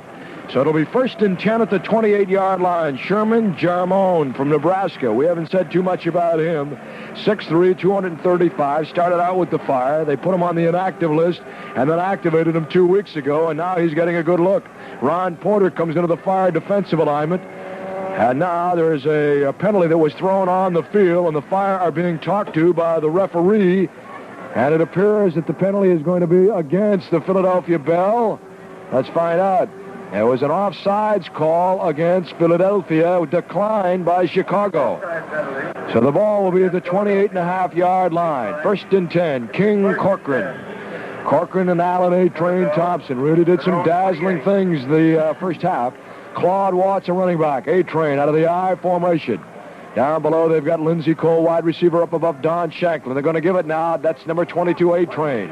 The tailback on that I. He cracks in over the right side, gets himself a few yards. Ken Sanduck, that big defensive tackle on the far side, made the stop. But not before he got 5. It's a 2nd and 5. We've got a message here, Eddie. You just mentioned Ken Sanduck. We've got a message to say hello to the huge Ken Sanduck. And that's from his fan club and cheering section that are here tonight. The fans are beginning to pick their favorites. Ken's got his own fan club. That's what we like to hear. Start your fan club. Send us the information, and we'll push it on the air for you. Okay, running back in motion. That's Allen A. Train Thompson. Snap. Here's Corcoran. Pumps once. He's swarmed. He's hit. He's nailed, and he throws it away. Could be intentional grounding there if they get smart. But he threw it close to an intended receiver, an eligible receiver. But Chuck Bailey ran right in over the center that time and poured the coals to King Corcoran. Corcoran's a pretty husky guy. He's 6 feet, 210. And as you heard at halftime, a bit of an eccentric, I guess you might say, would be a little bit of an understatement. But and now you remember what he said, 5. You remember what he said, Ed? He's matured now. He's got a little more conservative. Yeah, he's only got 5 cars he's driving now. Well, I guess you got to live life. And he's a glowing example of 3-man front, got 4 linebackers, unbalanced line, single back. They got a slot formation to the nearest side, wide receiver up on top in motion. A-Train from near to far. Dropping straight back, dropping to the 25. Corcoran swarmed again, steps up in the pocket. He's got a man at the 40-yard line, over the 40 to the 49-50. Mike Carter, a second-string tight end. And that time they had him and lost him, Mike. And a big, big pass that time by the King. He is really cool under fire. Corcoran was lucky to get that ball up. As you say, he's cool. He stands there. He steps up. He doesn't mind those guys. Somehow he gets it away. The offensive line of the Philadelphia Bell are all rookies. They're young guys. He's a whole bunch of young guys, and they're having a little trouble blocking that defensive line of the Fire. Okay, they got a slot formation to the near side. Solo running back is Claude Watts. They got A-Train in the slot to the near side. Don Shanklin, the wide receiver, up above. Corcoran drops back to the 45. He lets it fly. Long bomb. Intercepted. Joe Womack again. Oh, and as he starts to get up, he is really nailed. He was really hit as he started to get up. Number 84, Carter, came down, and as Womack was on his way up to one knee, Carter really pounced on him. But the ball goes over to the Chicago Fire on the second interception of the night by Joe Womack. And Womack, that free safety, is really doing a fine job of playing the ball. Yes, he is. And his second interception of the night. You know, I just got corrected, Eddie, by our statistician, Terry Beacom. He says King Corcoran is now a mature eccentric. I guess, where did he come up with that one? I don't know. What does it mean? Not bad for a guy who didn't go to Yale. All right. You've got the split backs, and you've got a slot to the left side. Carter on the second man, coming this way. That's Cyril Pinder. He gets running into the 20, 25, 30, still going. Gets a block. 35, 40, 45, 50. Midfield, still going. Runs out from under a tackle on the ball. At a 37-yard line. Oh, what a run that time by Cyril. 7.5-yard line. 1st and 10, Mike. An excellent field position with time, the clock, and possession all in their favor. Jimmy Seymour, the veteran, saying to the younger player, Wyatt, you don't want a penalty here. You don't want to give them any more yardage than you have to. Don't let them move down inside there. A smart play on Jim's part. Keep the players cool. If somebody's going to lose their temper, make sure it's the other team. And unlike last week, Mike, when they started to leave in wholesale numbers, no one leaving this stadium here tonight. They're hanging on tight. 25-22 the score. 8:59 to play here in the football game. And down on the field, the Fire huddling defensively. Ron Porter calling the shots. Big Ken Sandock. And up front with Mick Henrik. And number 75, Chuck Bailey. Also in there, Rich Brewer, Hal Phillips, maybe a round out, 89, Sherman Jarmone, who has played a lot of football here tonight. 27, Walter Roan. The free safety is Joe Womack. And the cornerman on the far side, Harry Howard. Something we haven't mentioned tonight, Eddie, is where some of these players from the Philadelphia team came from. Ron Waller coached for several years in the Atlantic Coast Football League, and he's just got a lot of players that he brought with him from semi-pro leagues out east, and some pretty good players, too. Mike, I got a feeling we're going to see a real doozy of a formation here. So good that Corcoran brought him up there and decided he wanted to bring him back and make sure they went to the right spots. Now the ball is at the 48-yard line. 1st and 10, the clock not rolling, 8:59 to play. Boy, oh boy, I'm telling you, that miscue, that hurt. High formation, Claude Watts up. Standing up now, Alan A-Train. Pitch it back to A-Train. Swing on the far side. Cuts inside the 50 down to the 45-yard line. A-Train Thompson gets 7 yards. Make it a 2nd and 3. Kuchenberg and Harry Howard were there to put him down, but not before he picked up 7 on the play, and that's the kind of yardage that cannot afford to give up. Well, that was a big gain on that play, a good end run for them. I mentioned the Atlantic Coast Football League. Ron Waller, who coached the Pottstown Firebirds and the Norfolk team, he's got 3 players, King Corcoran, Claude Watts, John Land, all that played for him down in Pottstown. Don Shanklin, wide receiver, split out this way. 86, Paul Dunn. In the slot on the right side, number 80 is Don Shanklin. Looking back this way, Corcoran getting a rush. He let it go, and he hit Claude Watts. He's going to go. 10, 5, into the end zone for a touchdown. As King Corcoran got nailed as he let it go, and Philadelphia, with 8:13 to play, has gone ahead in the football game. 29-25. And how big that mistake looks right now. Well, you have to give Philadelphia credit for good aggressive play. They, on that defensive play, 3rd down situation, they came in, nailed Virgil back there in the 25-yard line, gave them a chance to get field position, and came right back with a couple of big plays. That's probably King Corcoran's best pass tonight to a wide-open Claude Watts.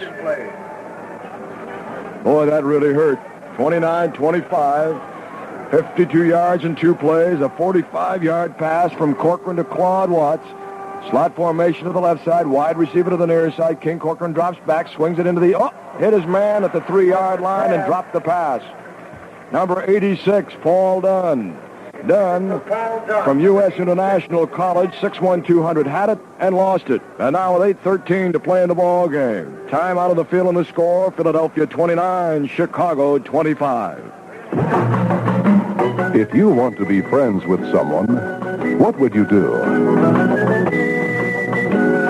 You probably do many of the same things we do at Ed Fanning Chevrolet in Aurora. You know, it's really a great way to do business, and friends will go a long way for each other. If you live in Cook, DuPage, Kane, Kendall, DeKalb, LaSalle, Grundy, or Will counties, you may be no more than a 30-minute drive from Ed Fanning Chevrolet, one of the fastest growing and most friendly dealerships in America. All roads lead to Ed Fanning Chevrolet in Aurora, where you'll learn why thousands of satisfied customers agree. It's good business to give Ed Fanning a try before you buy. Ed Fanning Chevrolet, just 3 blocks off the east-west tollway at 1252 North Lake Street in Aurora. Open evenings and Sunday afternoon for your convenience. Ed Fanning Chevrolet. While we were away, they kicked it off, and they did it to us again. As Harry Howard, fielding the ball to the 15, runs it all the way back close to the 40. before Paul Dunn made a tackle and a flag on the play. And let's see who this one is on. Lorenzo Brinkley, number 47. This is no time for mistakes. Paul Dunn, number 80. As the Fire, and they're talking to Philadelphia. It's going to be against Chicago. And they're trailing by 4 with 8 minutes and 3 seconds to play in the game. Holding penalty against Holding penalty, 10 yards. And Mike, Jim Spavital is a most unhappy coach down below. Well, you can bet on that. Hard to believe. I've never seen a holding penalty, I don't think, on a kickoff return. But it's easy to catch a leg or get an arm wrapped around somebody. All right. At the center position is Guy Murdoch. The quarterback is Carter. Wide receiver up on top is Dolben. Down below, James Scott. Pitch it back to Pindry. He's had a night. This time he cracks in over the 25, close to the 30. And James Jackson makes the tackle, along with Bob Grant. He gets 3 yards. It's 2nd and 7 of the 28-yard line, and the clock continues to tick away. 7:43, and on down she goes. Chicago trailing this ball game by 4. They've got to score. No way that they can tie it with anything. They've got to go for the big numbers. They need a touchdown. And they're 70-plus yards away from it right now. Kinder and Keller, the running backs. James Scott up high. Jack Dolben down below against that 4-3 defense. Dropping back. Carter hasn't passed a lot. Little swing pass. Blocked.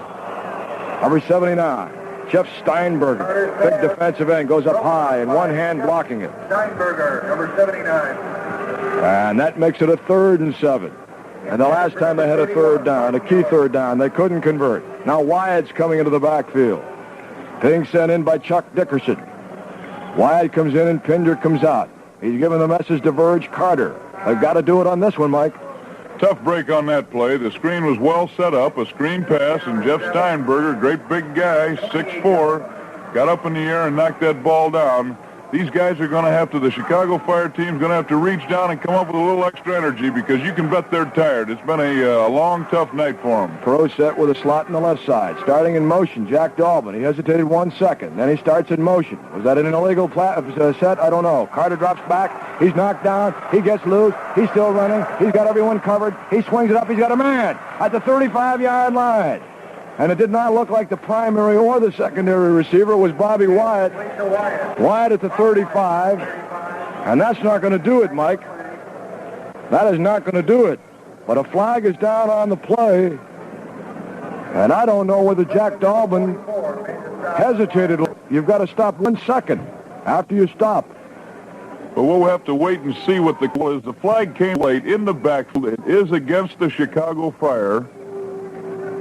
And I don't think they made a first down. Now, will the Philadelphia team give them another chance deep in their territory, or will they force them to kick on the 4th down situation? Isolate so many different places on the field. They isolate, they force a linebacker out, and they run to where they force that linebacker out. Here he comes with an I formation. Wide receivers left and right. King Corcoran with Claude Watts down. A-Train Thompson, they're going to give it. Nope, fake. Fake and a swing back. Uh-oh. Claude Watts had it and lost it. Play action pass that time, and Claude Watts on the good fake that time, sliding out of the backfield, down to the 23-yard line, had it and lost it. And the Fire defensive secondary was burned, and burned bad. Richard Brewer came over, Harry Howard, but it would have been too late because Watts would have been off to the races had he been able to pull it in. They spotted something from the press box, and they took advantage of it, but Claude Watts could not hang on. Corcoran caught the Chicago Fire in a blitz situation. Richard Brewer was coming in on the pass rush, and he's the only man available to cover that backfield man coming out, Claude Watts. We'll have a timeout on the field. Timeout now with 3:21 to play in the score. Philadelphia 29, Chicago 25. If you like a beer with flavor, mention my name. Mabel, another Black Label. Harley Black Label beer. America's lusty, lively beer. It's got taste that comes through. Straight and true. Beer after beer after beer.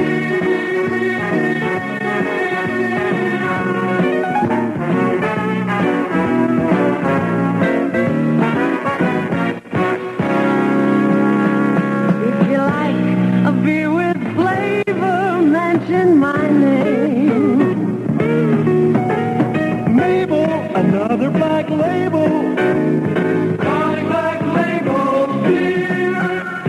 Sterling Brewing Company, Chicago. The last third down situation being a big one, this is an even bigger one because 3:21 is all that remains, and Philadelphia will bring Claude Watts into the backfield and bring Jimmy Joe out of there, and they'll have the ball at the 33-yard line. And, of course, if they stop him, I would say they still would have to go with the punt, even though they're down on the 32-yard line. I don't think they would attempt a field goal. However, they do have the wind with them. It seems to have died down a little bit. It'd be interesting to see if the fire can stop them. All right, King Corcoran, the quarterback. The sole running back behind him is Claude Watts. Slot to the left, Alan A. Train Thompson in the slot. To the near side, Don Shanklin. Fire with an up-front line. They got a pretty good rush going here. Fakes to give Claude Watts. Corcoran throwing long. Got a man. Overshoots him at the 15-yard line. 84 in the play-action pass. Mike Carter was down there, but Harry Howard was defending him. Is Chicago not fooled by that at all? And right now, King Corcoran is having words with one of his backs, Claude Watts, who may have missed a call on that play. King Corcoran having words in the field with one of his own backs, trying to get him straightened out. So it becomes a 4th and 5 at the 33, and Mike, I don't know. You can never tell about this Philadelphia team. They're sending Warner back. He's standing at his own 47. They're going to triangle to the coffin corner, force Chicago deep probably, and let them try and work against the clock with as much of the field to work with as they have to have. But they're going to try and set him back. Warner now. He kicks it for the coffin corner. Sails it deep to the corner. And that ball went out of bounds very close to the goal line. But they say it didn't go out of bounds. They say it went into the backfield or into the end zone, so they'll bring it back to the 20, and that's as good as you can have. And now the crowd coming behind the Chicago Fire, coming alive, and hopes that this team will pick it up and drive it 80 yards for the score they've got to have to win their 5th game of the year. Chicago, 4 wins and a loss. Philadelphia, 3 wins and 2 losses. And Chicago with the backs to the wall, literally now, trailing it by 4. Urge Carter will come against that Philadelphia defense that was number 2 in the World Football League at the start of tonight's action. Pro set backfield, Keller and Pinner, the running back, dropping back. He's got himself a little protection. He pumps and he fires. He's got a man at the 32-yard line. And that is Don Burchfield, the tight end. They're in their 2-minute offense right now. They do not huddle. They set up quickly. And down on the ground around the football and calling for a time is one of the Philadelphia Bell, who has sensed the fact that Chicago was huddling quickly. And he'll take an official injury timeout. Well, if he's not injured, it was a very smart move by Philadelphia. If he was injured, well, we certainly hope that he's not hurt. It's one of their linebackers. Picture now just popping into the screen. Number 50, Bobby Grant. He's going to hobble off the field. 6'2", 225 pounds. We haven't given his nickname yet. He's Mr. Moto, which must come from his karate proficiency. And I'll tell you what, he makes Mr. Clean look like he never knew what was going with the big build. He has really put together, that guy. Okay, anyone that big, why does he learn karate? Okay, at the 30-yard line, 1st and 10, Verge Carter, same setup, split backfield, dropping back, pumps fire, got a man again. And this time intended for Burchfield at the 38, and hit from behind by Wally Dempsey, number 55, who came in to help out on the play, Mike Riley. So that play goes incomplete, and it kills the clock with 2:47. Plenty of time, trailing it by 4, and a lot of excitement. Coming back in there now, number 58, Mike Mansfield, number 50, Grant. So he wasn't hurt too seriously. Verge is going to have to go to the air, something he hasn't done all night, and start trying some of those pass plays. He has not gone to James Scott at all. He had 27 receptions at the start of the activity. He drops back, 2nd and 10. He fires this way. He's got Scott. Scott with a great move at the 45-yard line. And 3 of the Philadelphia Bell wrapped their arms around him and put a stand-up tackle on him. Benny Johnson, number 58, Mansfield, number 53, Crawl. Now, they were all there, but not before James Spott picked up a first down at the 45-yard line. And the first pass reception, if I'm not mistaken, for James Spott tonight. Now, there's a flag on the play somewhere out there. Did somebody just... what are we going to have now? Must have been against Philadelphia because they've declined the penalty. And that's exactly what's going to happen. 1st and 10, it was against Philadelphia. Chicago with the ball at the 46. No mistakes. Split backfield. Keller and Pinder. Wide receiver down below James Scott. Now Carter tells him to get in the backfield to make it legal. Dolvin was on the line of scrimmage the other way. Got a man! Birchfield at the 30, inside the 30 to the 27-yard line. Just a fantastic catch by Don Birchfield then. Wide open. He went straight down the field. Birch threw the pass a little bit high, but Birchfield was able to juggle it on his fingertips and get it. 27-yard line is where it is. Make it the 28 and the 1st and 10, and they're moving. 2:12 to play in the ball game. They do not huddle. They just line up. Carter, little pitch out. He's got a man. Keller at the 25, down to the 24, still going, and hammered from behind, and finally drawn down at the 25-yard line. And the 2-minute warning should be up before Wally Dempsey hammered him down. Boy, I'm telling you, Keller got hit by 3, 4. Let's see. They hit him so hard they crashed with themselves. Grant was there. Dempsey was there. Mabry was there. And a timeout, the 2-minute warning. Timeout, the score on the field. Chicago trailing Philadelphia 29, Chicago 25. If you want to be friends with someone, what would you do? You probably do many of the same things we do at Ed Fanning Chevrolet in Aurora. You know, it's really a great way to do business, and friends will go a long way for each other. If you live in Cook, DuPage, Kane, Kendall, DeKalb, LaSalle, Grundy, or Will counties, you may be no more than a 30-minute drive from Ed Fanning Chevrolet, one of the fastest growing and most friendly dealerships in America. All roads lead to Ed Fanning Chevrolet in Aurora, where you'll learn why thousands of satisfied customers agree. It's good business to give Ed Fanning a try before you buy. Ed Fanning Chevrolet, just 3 blocks off the east-west tollway at 1252 North Lake Street in Aurora. Open evenings and Sunday afternoon for your convenience. Ed Fanning Chevrolet. Here's the crowd that has to do it for the Fire.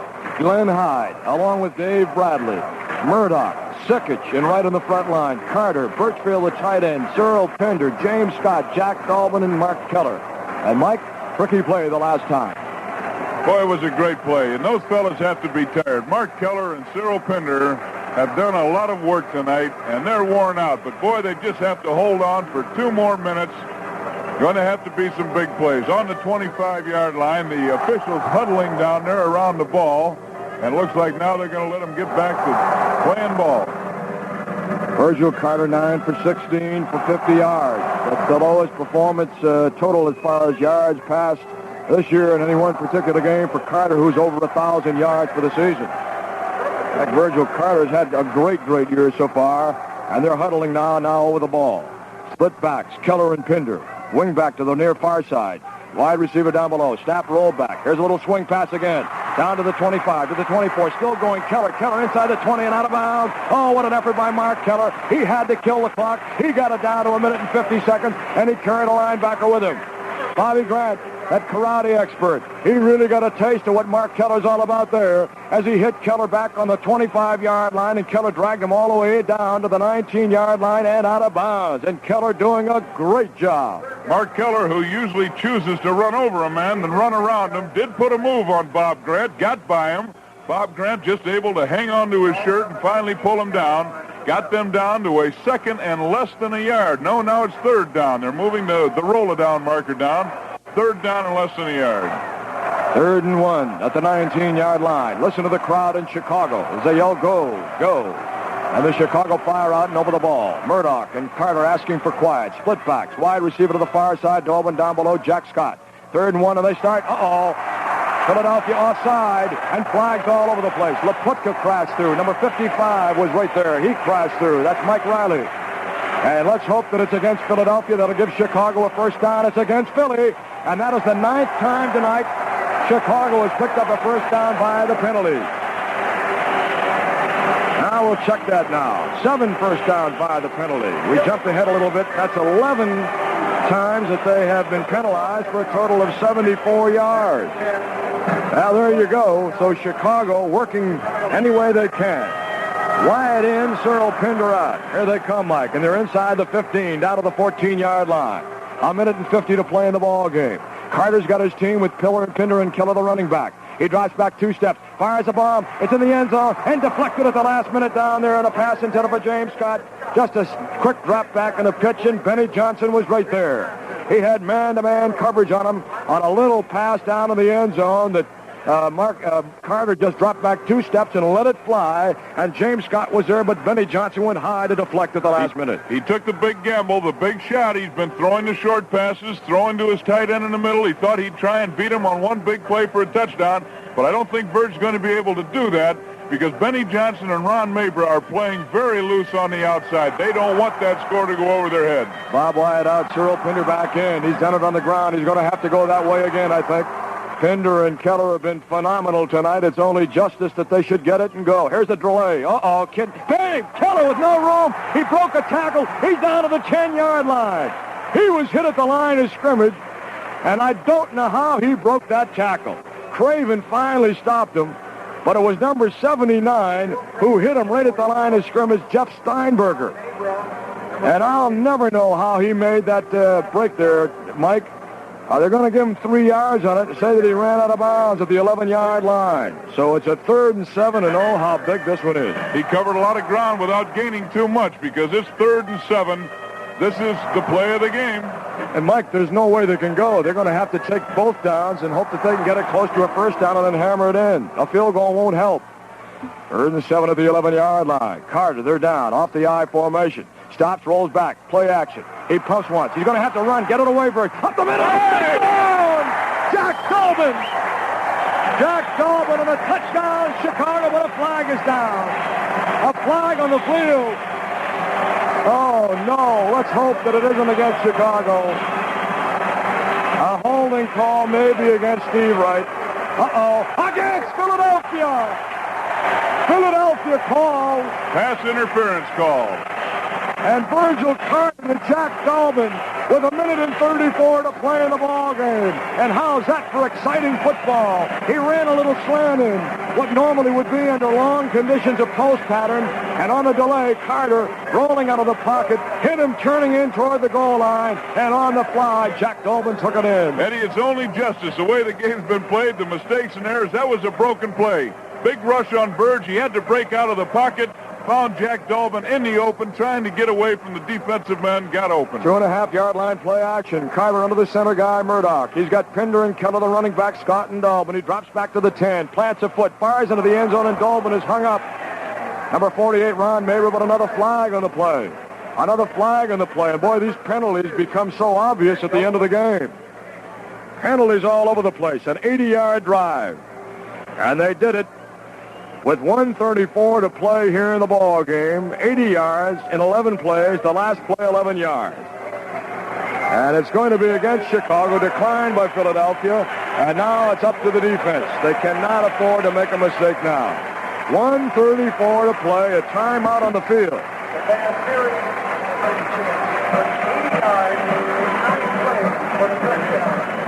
Eddie, there's plenty of time left in this game. 1:34.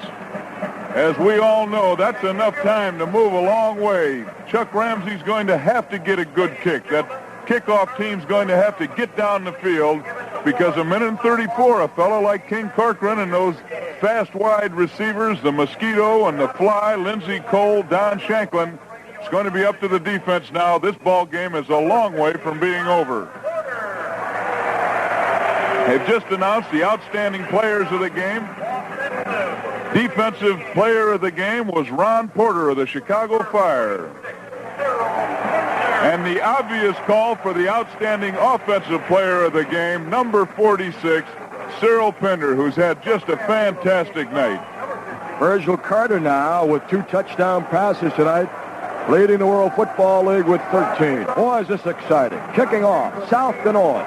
Ball in the air, Ramsey. Good boot down to the 10-yard line. Giving ground, number 48, Mabry to the 15, 20, 25. Knock him down. Still on his feet. He's up over the 30 to the 35. And down with 1:28 to play. And King Corcoran will have that much time to work with, and he'll have a long way to go. Keith Best, just activated this week, makes the tackle.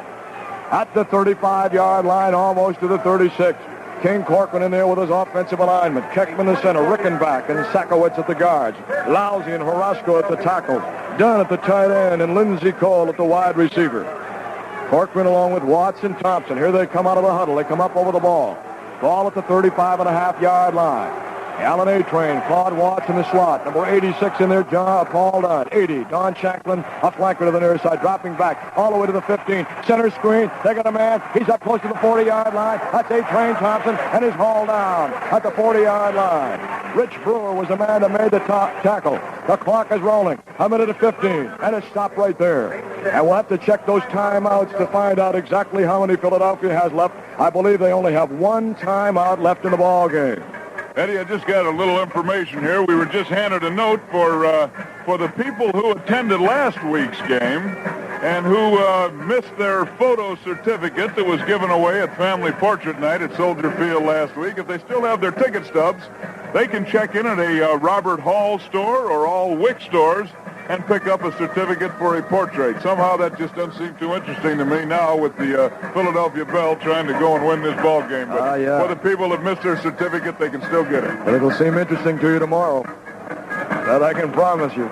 32-29, 1:15 to play in Philadelphia unofficially with one timeout left. All right, they have that I slot. And they have a wide receiver to the left side. Corcoran, long count, drops back to close to the 32. He lets it fly. Long bomb downfield. Shanklin! He dropped the ball! Or is that Carter?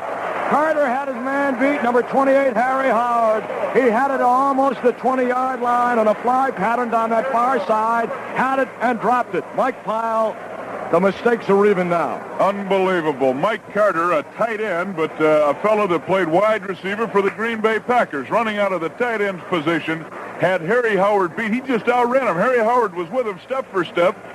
Carter made the big effort right as the ball got close, had it in his hands and dropped it. Boy, I'll tell you, you never know. And the coach is over there patting the young guy in the back so he doesn't get down. They know that he got free, did a good job to get free. He just had it and couldn't hang on. Here's the big third down now. 3rd and 6. King Corcoran with that slot right in the wing outside the slot. He's got a wide receiver to the left side, solo running back. That's A-Train. Dropping back. He's got to throw. He's got to throw. Here it is. He's got a man down here. It hits the hands of one of the Chicago Fire and incomplete. The ball hit the hand of the shoulder pad of the helmet of Walter Rowan, I believe. But Phillips and Womack were all there to defend against Don Shanklin. The man we've been looking for all night. They finally let him loose and sent him down the near side on the same kind of a fly pattern. And Philadelphia now with a 4th and 6 at the 40 will have one more chance. And, Mike, they've got to go for broke. They can't give it up now. I can't believe that call. King Corcoran must have just an unbelievable amount of confidence. For them to go for the bomb on 3rd and 5, he should have been going for that first down. There's still a minute to play, but I guess he figured he could pick it up on 4th, 5 yards. Same kind of a formation. Slot with a wing outside the slot. Dropping back, Corcoran pumps, gets good protection, got a man, and he's complete at the 45-yard line. It's complete to Lindsey Cole at the 45-yard line. 53 seconds, 52. They can't afford another timeout. 50 and the clock is rolling. And now the Chicago Fire are hoping upon hopes that they can hold the Philadelphia Bell. Philadelphia, of course, can tie this game with a field goal. Here's Corcoran. He pulls back. He stops. He's got good protection. He's got a man at the 40 and out of bounds at the 36-yard line. Gee whiz, this Corcoran's going wild down there. And now, number 30, Claude Watts, is being challenged by the equipment manager of the Chicago Fire. As Claude Watts at the 36-yard line. And Sherman Jarmone, the linebacker. Mike, they're doing a job trying to isolate that back out of the backfield on that linebacker.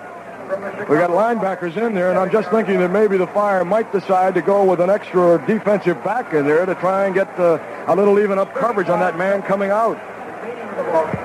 Well, I'll tell you, Sherman Jarmone did give that receiver a pretty good shot. 2nd and 2 now at the 37-yard line. Here's Corcoran again. Corcoran's going to let it fly. He's got a man and overshoots his man to the 23-yard line.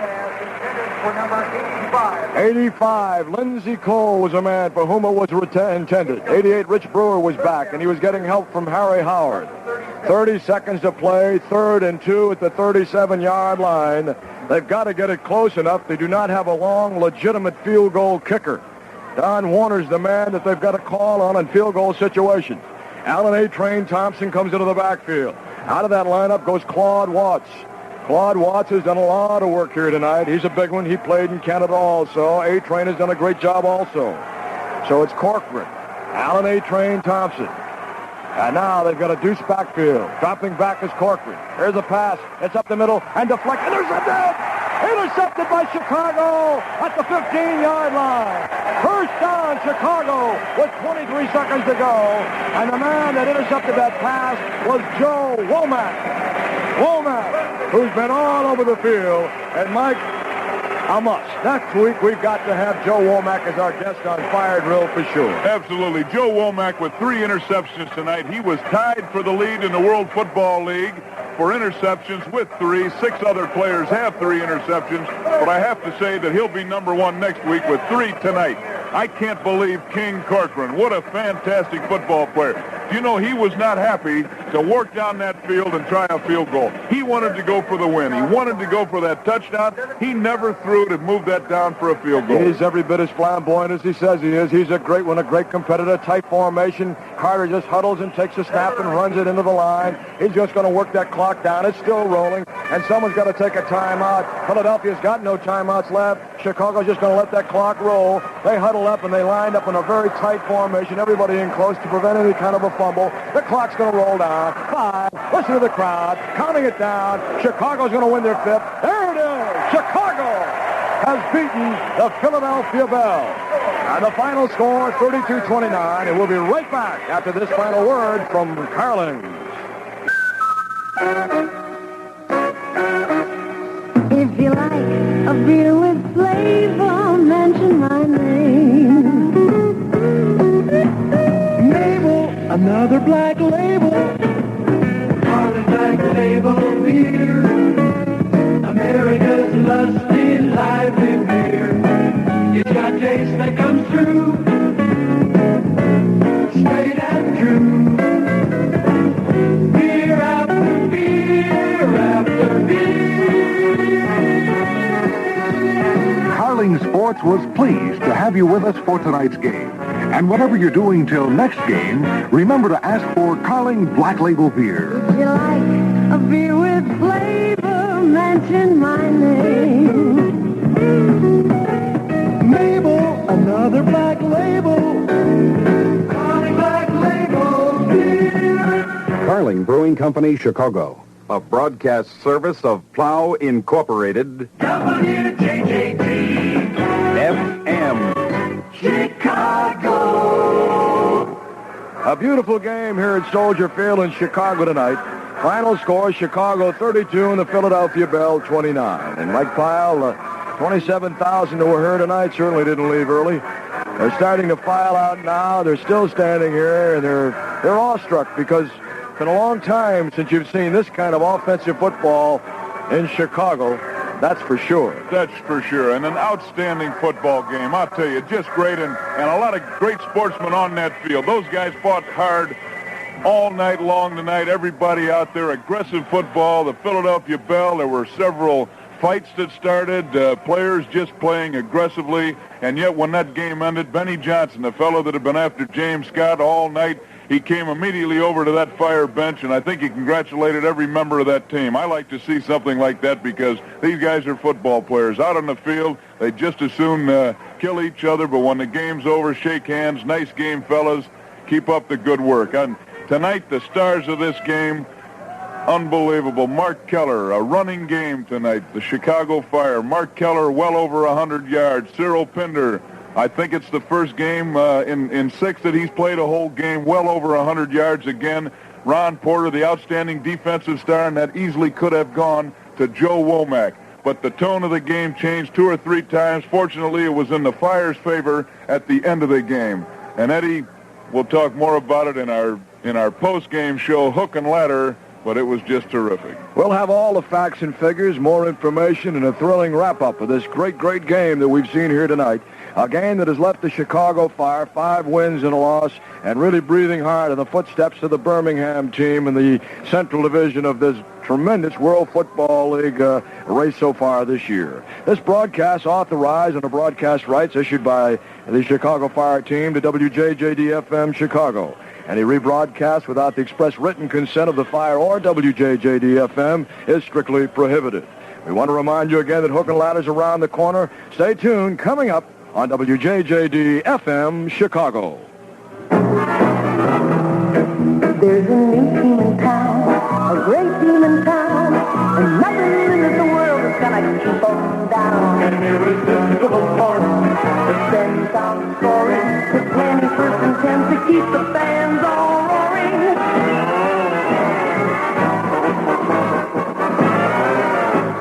Live from Soldier Field, the World Football League Chicago Fire versus the Philadelphia Bell. Brought to you by Carling Sports. Just say Mabel, another black label. America's lusty, lively beer. And by Ed Fanning Chevrolet. Just 3 blocks from the East-West Tollway at 1252 North Lake Street in Aurora. This is old Louis Cow, it's the lantern they say, and the hot fire in the old started on that day. It's the team that wants to win it with a burning desire, so let's hear it for the Chicago Fire. Brian showing up. Brian when you're human. Brian when you're dry. Brian when you're freezing. Brian when you're fried. Brian showing up all over town. Your all-weather friend. Comfort all year round. Brian cools you off. Brian warms you up. Brian makes the weather great. Brian showing up. Brian showing up. With Brian fall is springtime, winter, summer too. Brian for your comfort, the climate's up to you. Brian showing up. Brian showing up. Brian showing up. Brian showing up. Hook and Ladder. Post-game analysis and interviews brought to you by Grow Camping Headquarters, the largest camping service and sales center in Illinois, on U.S. Route 20, just west of Route 59, 5 miles east of Elgin. Hello once again, football fans, and we certainly hope by now Chicago Fire football fans, because they've done it again. Another thrilling performance coming from behind with 1 minute and 34 seconds to go in this football game. Defeated a very strong Philadelphia Bell team, and I must say a team that I think was going to be that impressive on the basis of what I saw about 3 weeks ago on a national television. I was looking for something completely different, but they showed me something here tonight, and the guy that showed me the most was one fellow by the name of King Corcoran, who has really got a lot of flair, fire, and flash, and a guy that football fans all over America would love to see play the game. Here's the way the scoring in the ball game went. Philadelphia dented first. They went over from the 6-yard line on a Claude Watts 6-yard run with 12:07 in the first quarter remaining. It was Philadelphia 7, Chicago nothing. Alan A. Train Thompson on the play-action run was good, and at that time, 12:07 in the quarter, they led 8-0. Then, after Chicago had a drive that sputtered, Chuck Ramsey booted one, a 26-yard field goal to make it 8-3, and that was with 4:17 remaining in the first quarter. It ended that way before the Fire could really catch on and go in there for the big numbers, 7 points, with 8:34 remaining in the second quarter. Cyril Pinder, who was absolutely sensational tonight, caught a 6-yard pass, the first of 2 touchdown passes by Virgil Carter, and made the score 10-8. Carter runs for the action point, and with 8:34, Chicago had an 11-8 lead. Then Chicago coming back and adding on to that score on a Mark Keller run, 1 yard. The action pass failed, and with 3:56 to play in the first half, Chicago enjoyed an 18-8 lead. But it wasn't over because Philadelphia was yet to come back and go in again. This time, A-Train Thompson with the action point earlier. A 2-yard pass from Corcoran. Action point failed, and with 12 seconds remaining in the half, the score a pretty nip and tuck, 18-15. 18-15 in the third quarter. And at that point, a 34-yard attempt by Warner on a field goal for Philadelphia was blocked with 7:10 to go. And so Chicago taking over. They moved the ball, they gave it up, they moved the ball again, and later on in the quarter, with no time remaining at the very end of the third quarter, Cyril Pinder plunged 1 yard, action point failing, and Chicago went ahead by 10, 25-15. Then in the fourth quarter, things really got interesting, because early in the fourth quarter, the specialty teams in, a very interesting thing happened. Barry Ruffner, who had gone in the ball game, who had been a starting defensive strong safety and was dethroned, so to speak, tonight by Walter Rowan, got in there as part of the specialty teams. He was standing back deep in his own territory on just about the 20, 15-yard line, somewhere around there. We had it marked down and lost it in all the excitement. He let a kick get too close to him. The specialty team covering the ball hit the ground, bounced up, hit Ruffner, and, of course, it was not considered what you might call a fumble. It was called a muff, because he did not have complete control of the ball, and so it was ruled a muff, which means you cannot advance the ball. It went over to the Philadelphia team at that point, and they drove down close to the goal line, and at 12:27 of the fourth quarter remaining, King Corcoran snuck it in to pull Philadelphia back to within 3, 25-22. That was not good enough, because right then Philadelphia smelled the fact that they could get down, and they came right back again.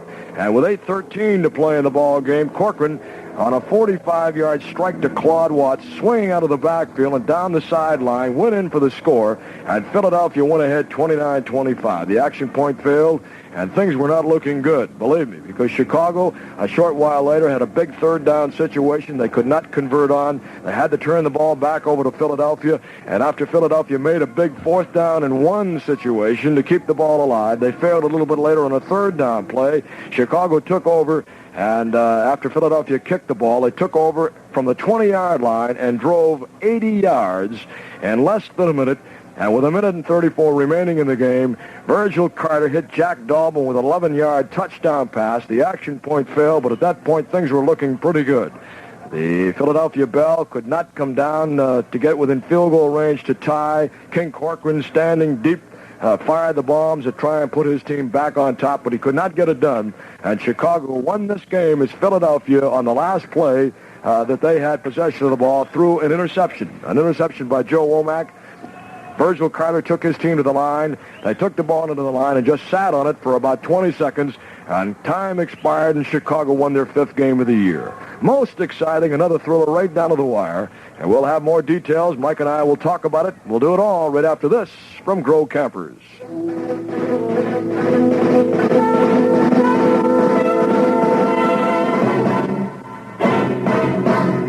You can save hundreds of dollars on a camper, travel trailer, or motorhome at Grove Camping Headquarters on US 20, just west of Route 59, 5 miles east of Elgin. They're the largest camping center in sales and in service in Illinois.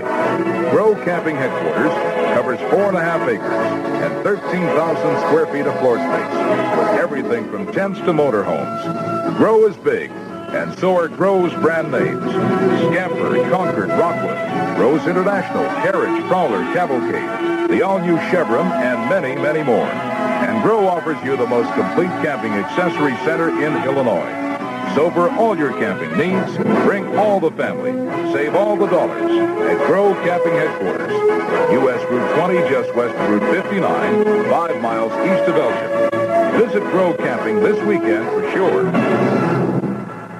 Mike, 3 things stand out in my mind as far as the fire is concerned. One, and of course the thing that looked like the most important, was that muff by Ruffner under pressure. And of course, those are things that will happen that turned into a 7-pointer for Philadelphia. The other thing was the fact that Virgil Carter did not have what might be considered one of his best nights. In fact, he was minus yardage in the third quarter before he turned it around and finally got up on the plus side, 11 for 19, with a couple of touchdowns and a total of 67 yards. But most important of all was the running performances tonight.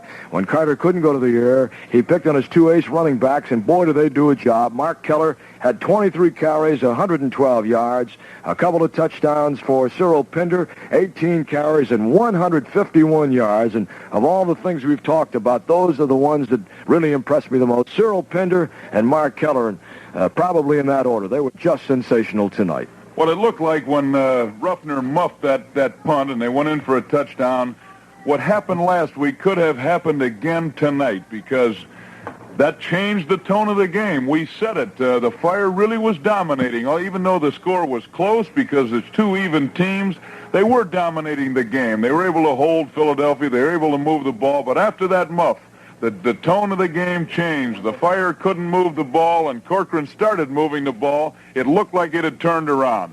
But and what you're talking about, Virgil Carter not having a very good game, well, I think that brings up a very interesting point, and that is both quarterbacks, King Corcoran and Virg Carter, called outstanding games.